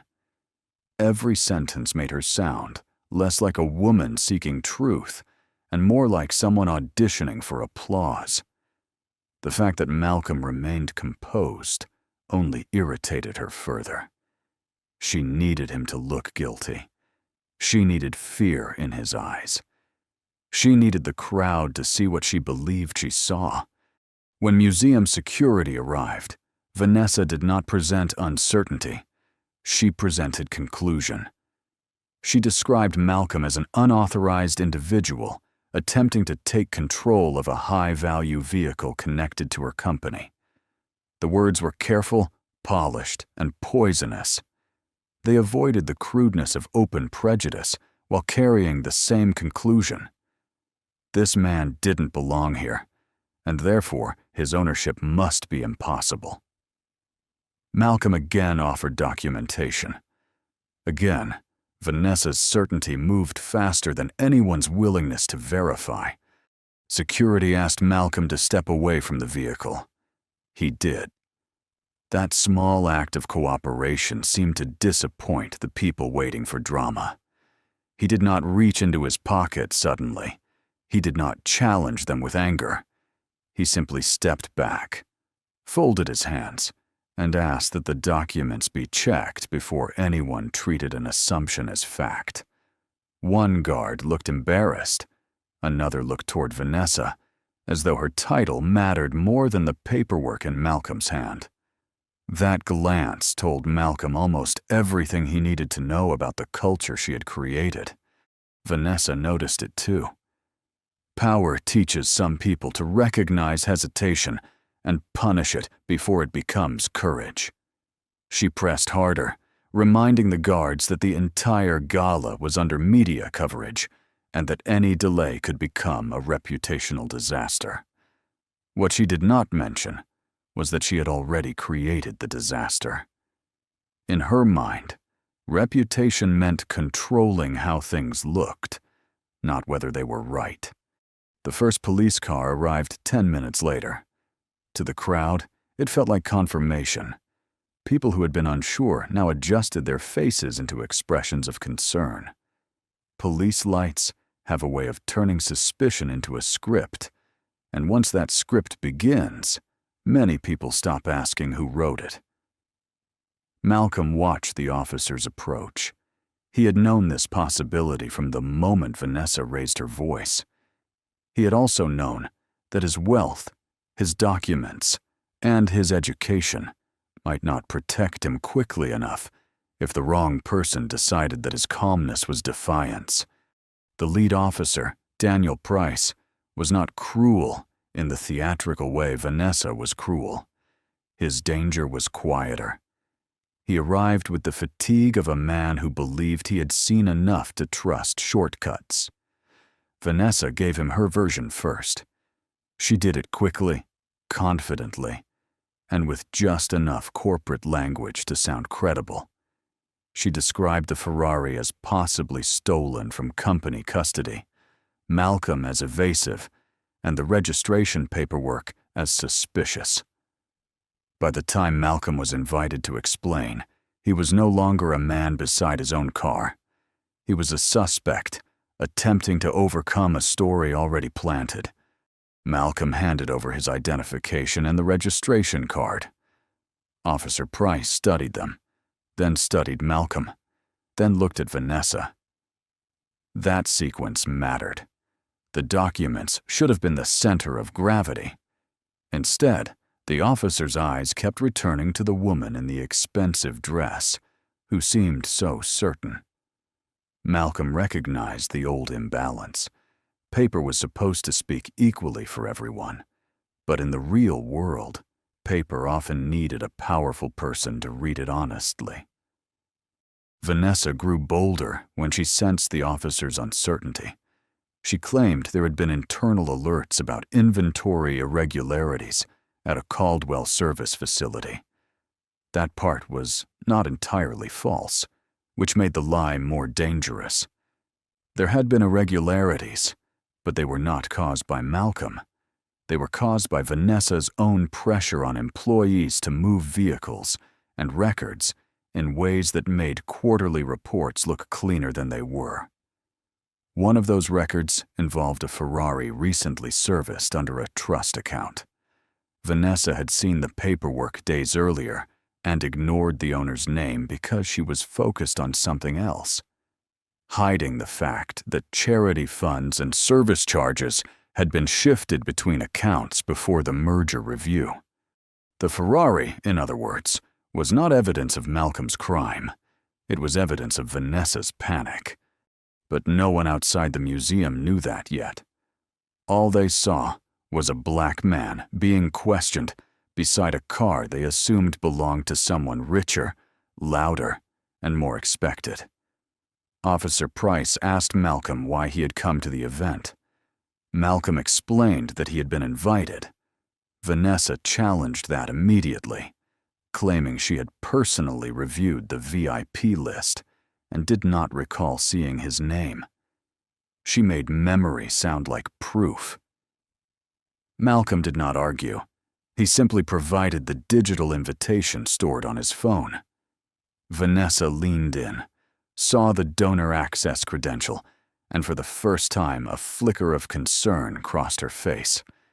It disappeared quickly, but Malcolm saw it. The credential did not list him as Malcolm Reed. It listed him under the name of the trust. That was by his own design. For years, he had preferred the work to be recognized, not the man behind it. But now the privacy that had protected his peace gave Vanessa room to attack him. She suggested the invitation could have been obtained improperly. She suggested the trust name could be used as cover. She suggested anything that kept her from admitting the simplest possibility, that she had been wrong from the beginning. A younger officer asked whether someone from Caldwell's headquarters could verify the service records. Vanessa answered before Malcolm could. She insisted that she was the highest-ranking Caldwell executive present, and that her judgment should be sufficient until the vehicle could be impounded. The word impounded moved through the crowd like a spark. Phones lifted higher. Jordan's face tightened.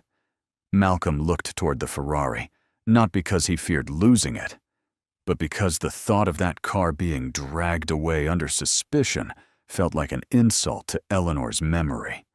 He remembered the day the Ferrari arrived. He had stood alone in the delivery room, while the dealer representative explained features Malcolm already understood better than he did. The car had gleamed beneath the lights, but Malcolm had not touched the steering wheel right away. He had placed his hand on the seat beside him, imagining Eleanor there, teasing him for pretending not to be emotional. He had whispered nothing aloud. He had only breathed through grief and gratitude until both became too large to separate. Now Vanessa was turning that memory into evidence of theft, and the cruelty of it settled deeper than her words. Still, Malcolm remained calm. Not because he felt nothing, but because he felt too much to waste it on spectacle. He asked Officer Price to contact the registration authority, the insurer, and the attorney listed on the trust documents. He also asked that the vehicle not be touched until its ownership was verified. The requests were reasonable. Vanessa treated them as manipulation. She accused him of trying to delay accountability and warned the officers that sophisticated thieves often used paperwork to confuse law enforcement. That phrase pleased her. It made prejudice sound like expertise. The situation might have turned then if Jordan had found his courage sooner. He stepped forward halfway, then stopped when Vanessa's assistant, a thin man named Miles Voss, moved beside him and quietly reminded him that temporary staff were replaceable. Miles did not need to raise his voice. Fear does not require volume when the power imbalance is clear. Jordan swallowed what he knew and stepped back. Malcolm saw the exchange. He did not blame the young man. He had once been young enough to know how expensive courage could be. Inside the museum, the gala program was nearing the scholarship announcement. Vanessa was supposed to appear on stage in 15 minutes. She knew that if Malcolm was still outside, if police were still questioning him, if guests kept filming, the evening would become impossible to control. So she made the choice that revealed her more clearly than anything she had said. She urged the officers to remove him from the entrance before donors became uncomfortable. Not before the truth was verified. Not before paperwork was checked. Before donors became uncomfortable. That was the moment Malcolm understood that Vanessa had to be removed from Caldwell, not merely corrected. A person who valued donor comfort over human dignity could not be trusted with a scholarship fund built for overlooked students. A leader who saw humiliation as a branding problem could not protect employees who lacked power. Malcolm had come to observe. Vanessa had given him the answer. Officer Price asked Malcolm to place his hands where they could be seen while they sorted things out. The request was framed as procedure, but procedure can feel very different depending on whose body carries the risk. The crowd grew silent in the way crowds do when they know something wrong is happening, but want permission from authority before admitting it. Malcolm complied. He could feel dozens of eyes on him. He could feel Eleanor's initials inside the car behind him. He could feel old memories rising.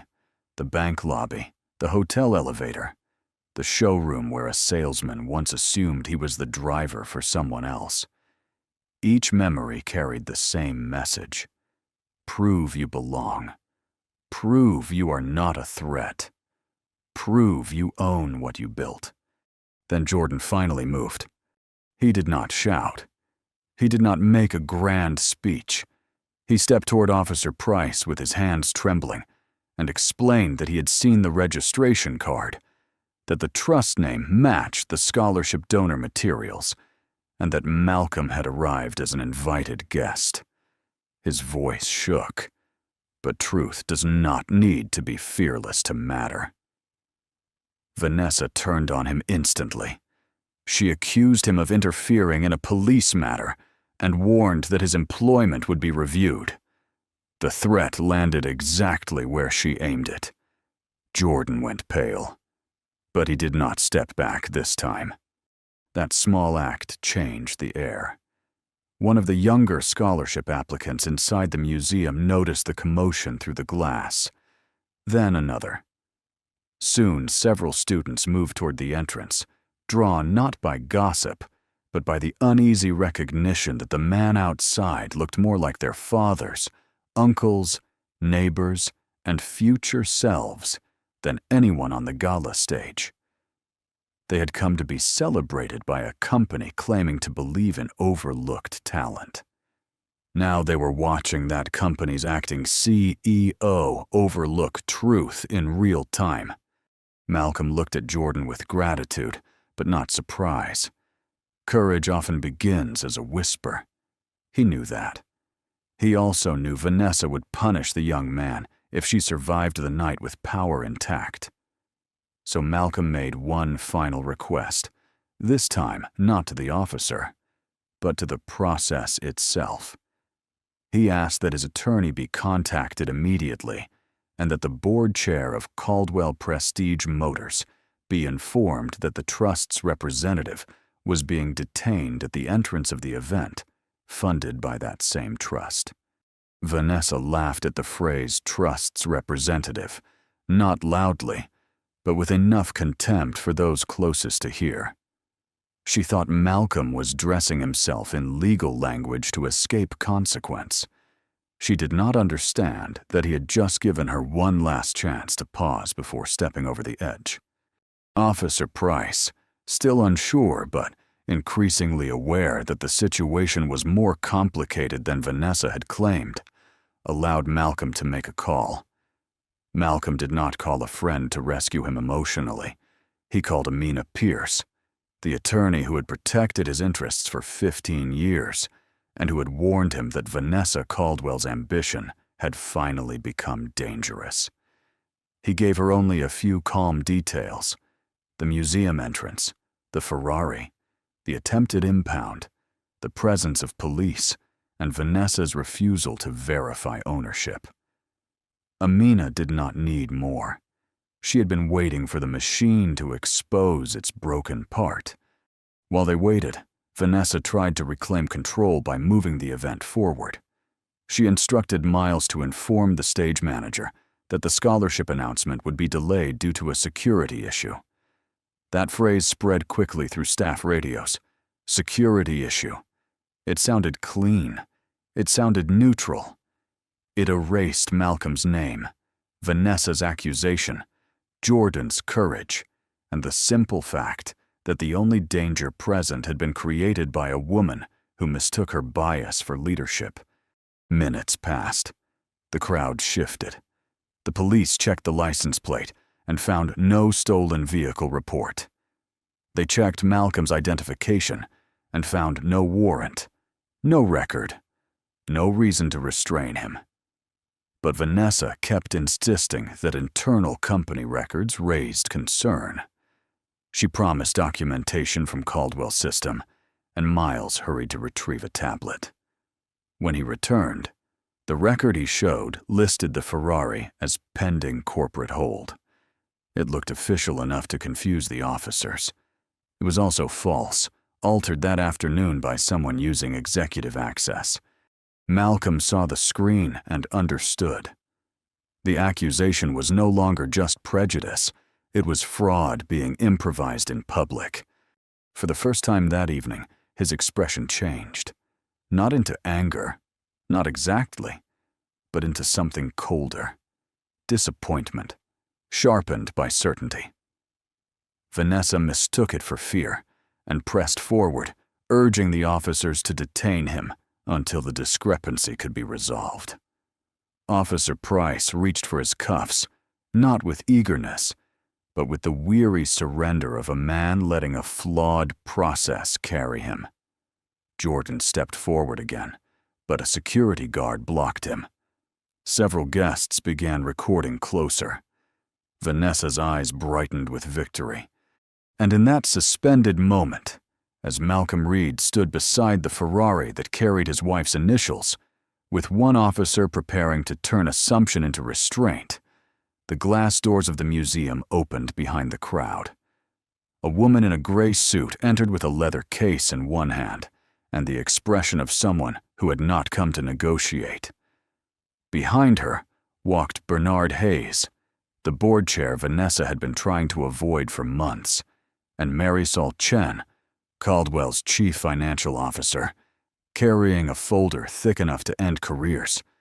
Vanessa saw them and went still. Malcolm did not smile. He simply lowered his hands and waited for the truth to arrive. Amina Pierce did not need to raise her voice to take control of the entrance. Some people carry authority like jewelry, bright and decorative, meant to be noticed before it is useful. Amina carried it like a blade kept sharp in silence. She moved through the crowd without asking anyone to step aside, and still they did. Bernard Hayes followed with the exhausted look of a man who had ignored too many warning signs and was now watching them gather into proof. Marisol Chen kept her eyes on Vanessa, not with hatred, but with the clean sadness of someone who had finally confirmed what she had feared. Vanessa recovered first, or tried to. She spoke to Bernard as though this were merely an unfortunate misunderstanding caused by an uncooperative guest. She framed the police presence as a necessary precaution. She described Malcolm as evasive, the Ferrari as suspicious, and the altered company record as justification for every humiliating second that had passed. But her words no longer landed with the same force. Power depends on the room believing you are the highest authority present. Vanessa had just lost that illusion. Amina asked Officer Price to review the documents in her case before any further action was taken. This time, no one dismissed the paperwork. The first document established the Ferrari's ownership. The vehicle had been purchased legally, insured properly, and registered through the Eleanor Reed Memorial Trust. The VIN matched, the title matched, the insurance matched, the trust documents matched.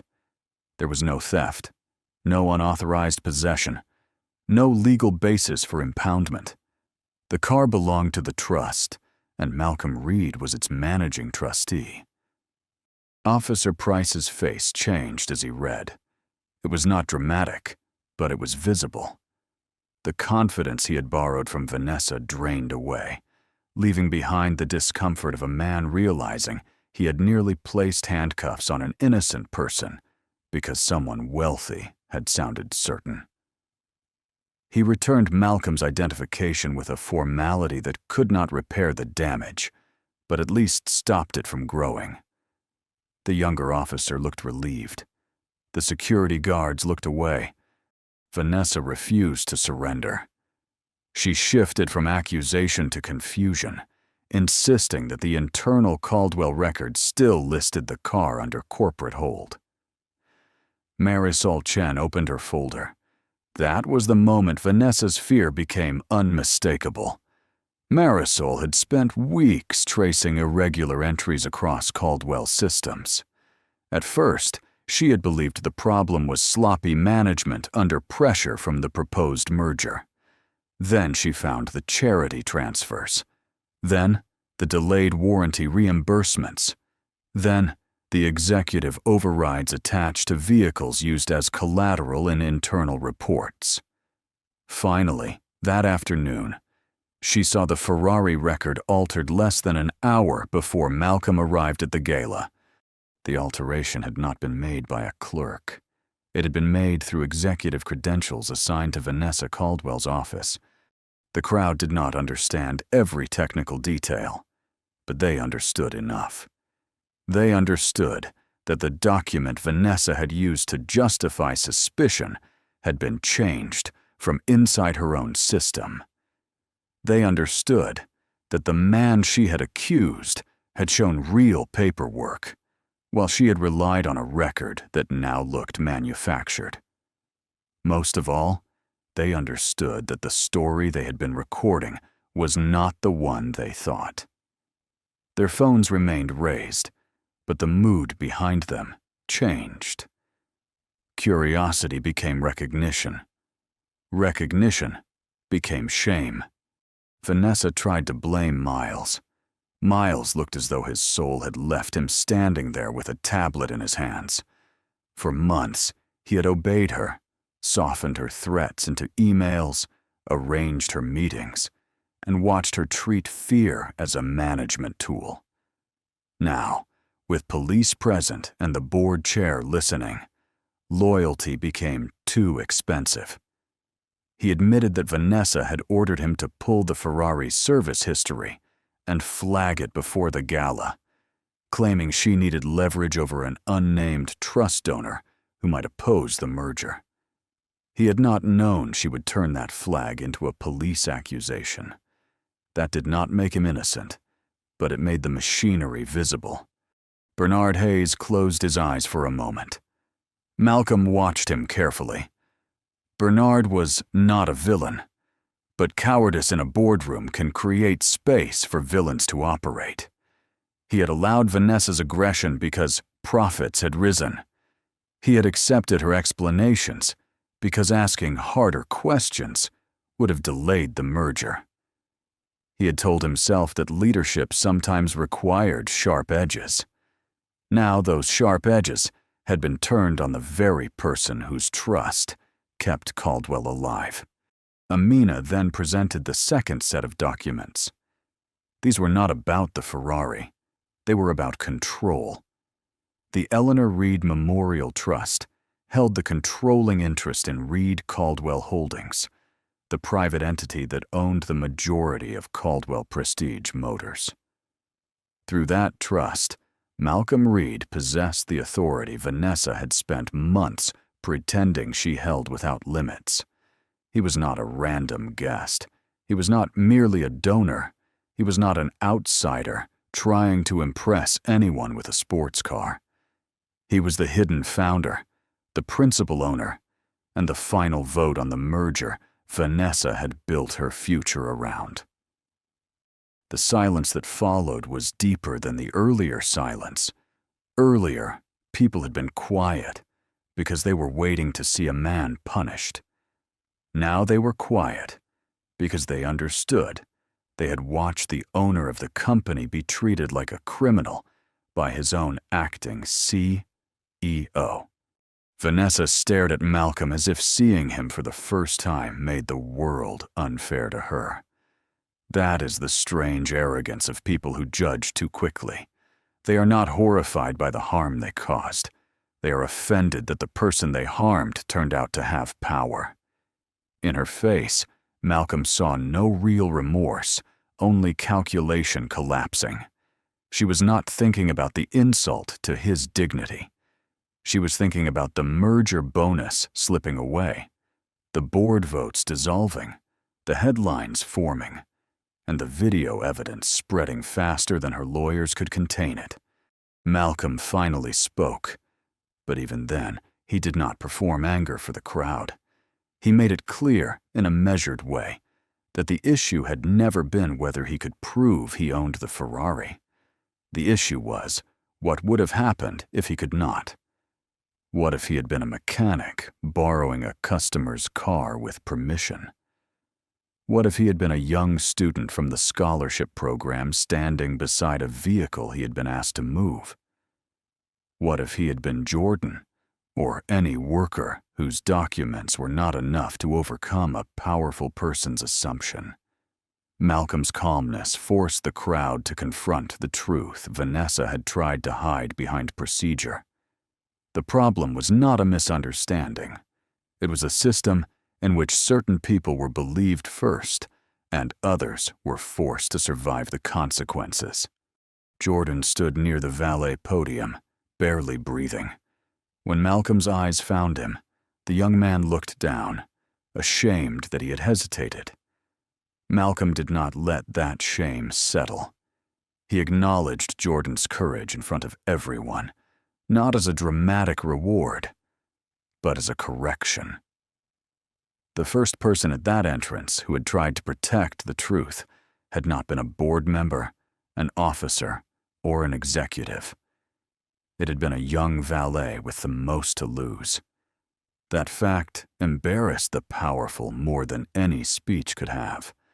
Vanessa attempted one last defense. She claimed she had acted out of concern for company property, but that argument collapsed under its own weight. Amina reminded the officers and the board that concern for property did not explain why Vanessa ignored valid registration, threatened a witness, pushed for impoundment before verification, or used an altered internal record. Marisol added the financial findings. Transfers from the scholarship event budget to consultant accounts tied to the merger campaign, delayed vendor payments hidden under administrative review, and pressure placed on employees who questioned the numbers. The Ferrari incident had exposed the pattern because Vanessa, in her haste to humiliate Malcolm, had reached for the same tools she used everywhere else: intimidation, optics, and manipulated records. Poetic justice does not always arrive with shouting. Sometimes it arrives as a board chair asking for a badge to be surrendered. Bernard removed Vanessa as acting CEO on the spot, pending a formal investigation. The words were quiet, but they struck harder than any public insult she had thrown at Malcolm. The title she had used as a weapon disappeared in front of the same crowd she had tried to impress. Her access to company systems was suspended. The merger vote was postponed indefinitely. The police opened a separate inquiry into the altered record, and the charity fund she had treated as a branding tool was placed under independent protection by the trust she had mocked. Vanessa's face hardened as she realized there would be no graceful exit. Minutes earlier, she had wanted Malcolm removed from the entrance so donors would not feel uncomfortable. Now donors watched as she was escorted away from the gala she had planned to dominate. She had accused Malcolm of not belonging beside the Ferrari. In the end, she was the one who no longer belonged in the building. The same cameras she had welcomed for publicity captured her fall. The same crowd she had tried to command stepped back from her, as though arrogance itself had become contagious. Malcolm did not celebrate. That disappointed some people watching, but it revealed the difference between justice and revenge. Revenge would have demanded humiliation equal to the humiliation Vanessa had attempted. Justice required something more difficult and more lasting. Malcolm wanted the company repaired. He wanted the scholarship protected. He wanted employees free from fear. He wanted the students inside the museum to remember the night, not only as the night a powerful woman was exposed, but as the night a promise survived. The gala did not end. That was Malcolm's decision. Vanessa's removal created chaos, but Malcolm refused to let her failure become the students' punishment. After a delay, the guests were invited back into the main hall. The mood had changed completely. The champagne seemed less important. The speeches sounded thinner. People who had arrived expecting a pleasant evening of charity now carried the uncomfortable knowledge that charity without dignity is only decoration. When Malcolm entered the hall, he did not enter like a conquering hero. He entered slowly, with Jordan beside him and Amina a few steps behind. The red Ferrari remained outside under the lights, no longer a symbol of suspicion, but of everything people had failed to see. Inside the museum, the scholarship applicants watched him with a different kind of attention. Earlier, some had wondered whether they belonged in such a polished room. Now they had seen the man who funded the room nearly thrown out of it. The lesson was painful, but it was also powerful. Belonging, they learned, is not always granted by the people guarding the door. Bernard Hayes took the stage first and admitted, with visible difficulty, that the evening's program had nearly been overshadowed by a failure of leadership. He did not reveal every legal detail, but he acknowledged enough for the room to understand that an apology was owed. Then Malcolm was introduced properly, not as a mysterious donor, not as a trust representative, but as the founder whose principles had shaped Caldwell before ambition distorted them. Some guests applauded too quickly, eager to move from discomfort to redemption. Malcolm let the applause fade before the room could use it to absolve itself. He did not give them the speech they expected. He did not describe his net worth. He did not tell a triumphant story about proving people wrong. Instead, he spoke about Eleanor. He spoke about a woman who believed talent often lives where opportunity refuses to look. He spoke about young mechanics who learn precision from necessity, about students who work night shifts before morning classes, about parents who sacrifice quietly so their children can build something better. He made the room understand that the scholarship was not a public relations gesture. It was a debt paid forward. As he spoke, the meaning of the Ferrari changed again. It was no longer merely a luxury car or even evidence in a public accusation. It became part of a love story. Malcolm explained, without turning grief into spectacle, that the car carried Eleanor's initials because she had taught him to honor the dreams he once felt embarrassed to admit. She had believed that a boy from a forgotten garage could one day own beauty without apologizing for it. The room grew still, not with scandal this time, but with tenderness. Even those who had recorded his humiliation lowered their phones. The scholarship recipients were announced one by one. Jordan was not on the original list because he had already received support through the technical grant program years earlier. But by the end of the evening, Malcolm expanded the initiative. A new fellowship would be created for working students already inside the automotive industry, young people balancing jobs, training, and family obligations. Jordan would become its first mentor trainee, with full tuition support, paid certification leave, and a permanent position in Caldwell's technical development program if he chose it. The announcement was not charity tossed at him for good behavior. It was recognition of what courage had revealed. In the weeks that followed, the video spread far beyond the city. At first, people shared the most dramatic clip. Vanessa accusing Malcolm, the police lights flashing against the Ferrari, the moment Amina arrived with documents. But as longer footage emerged, the conversation changed. Viewers noticed Jordan trying to speak. They noticed Malcolm offering paperwork again and again. They noticed how quickly the crowd believed suspicion when it was spoken by someone expensive. The story became bigger than a Ferrari, bigger than a CEO losing her title, bigger even than one man's vindication. It became a mirror. Caldwell Prestige Motors underwent a reckoning. Malcolm did not burn the company down. He rebuilt its foundation in public. The proposed merger was canceled. An independent audit confirmed misuse of event funds and improper manipulation of internal records. Vanessa faced civil claims, regulatory scrutiny, and the permanent collapse of the image she had curated so carefully. Miles cooperated with investigators and was dismissed from his role. Bernard Hayes resigned from the board after admitting that oversight had failed under his leadership. Marisol Chen was appointed interim president, not because she was flawless, but because she had chosen the truth when silence would have protected her career. The company changed in ways that mattered. Employees received a protected channel for reporting misconduct. Valet workers, porters, mechanics, and junior staff were included in dignity and escalation policies that were not just printed in handbooks, but enforced. Customer contracts were rewritten in plain language.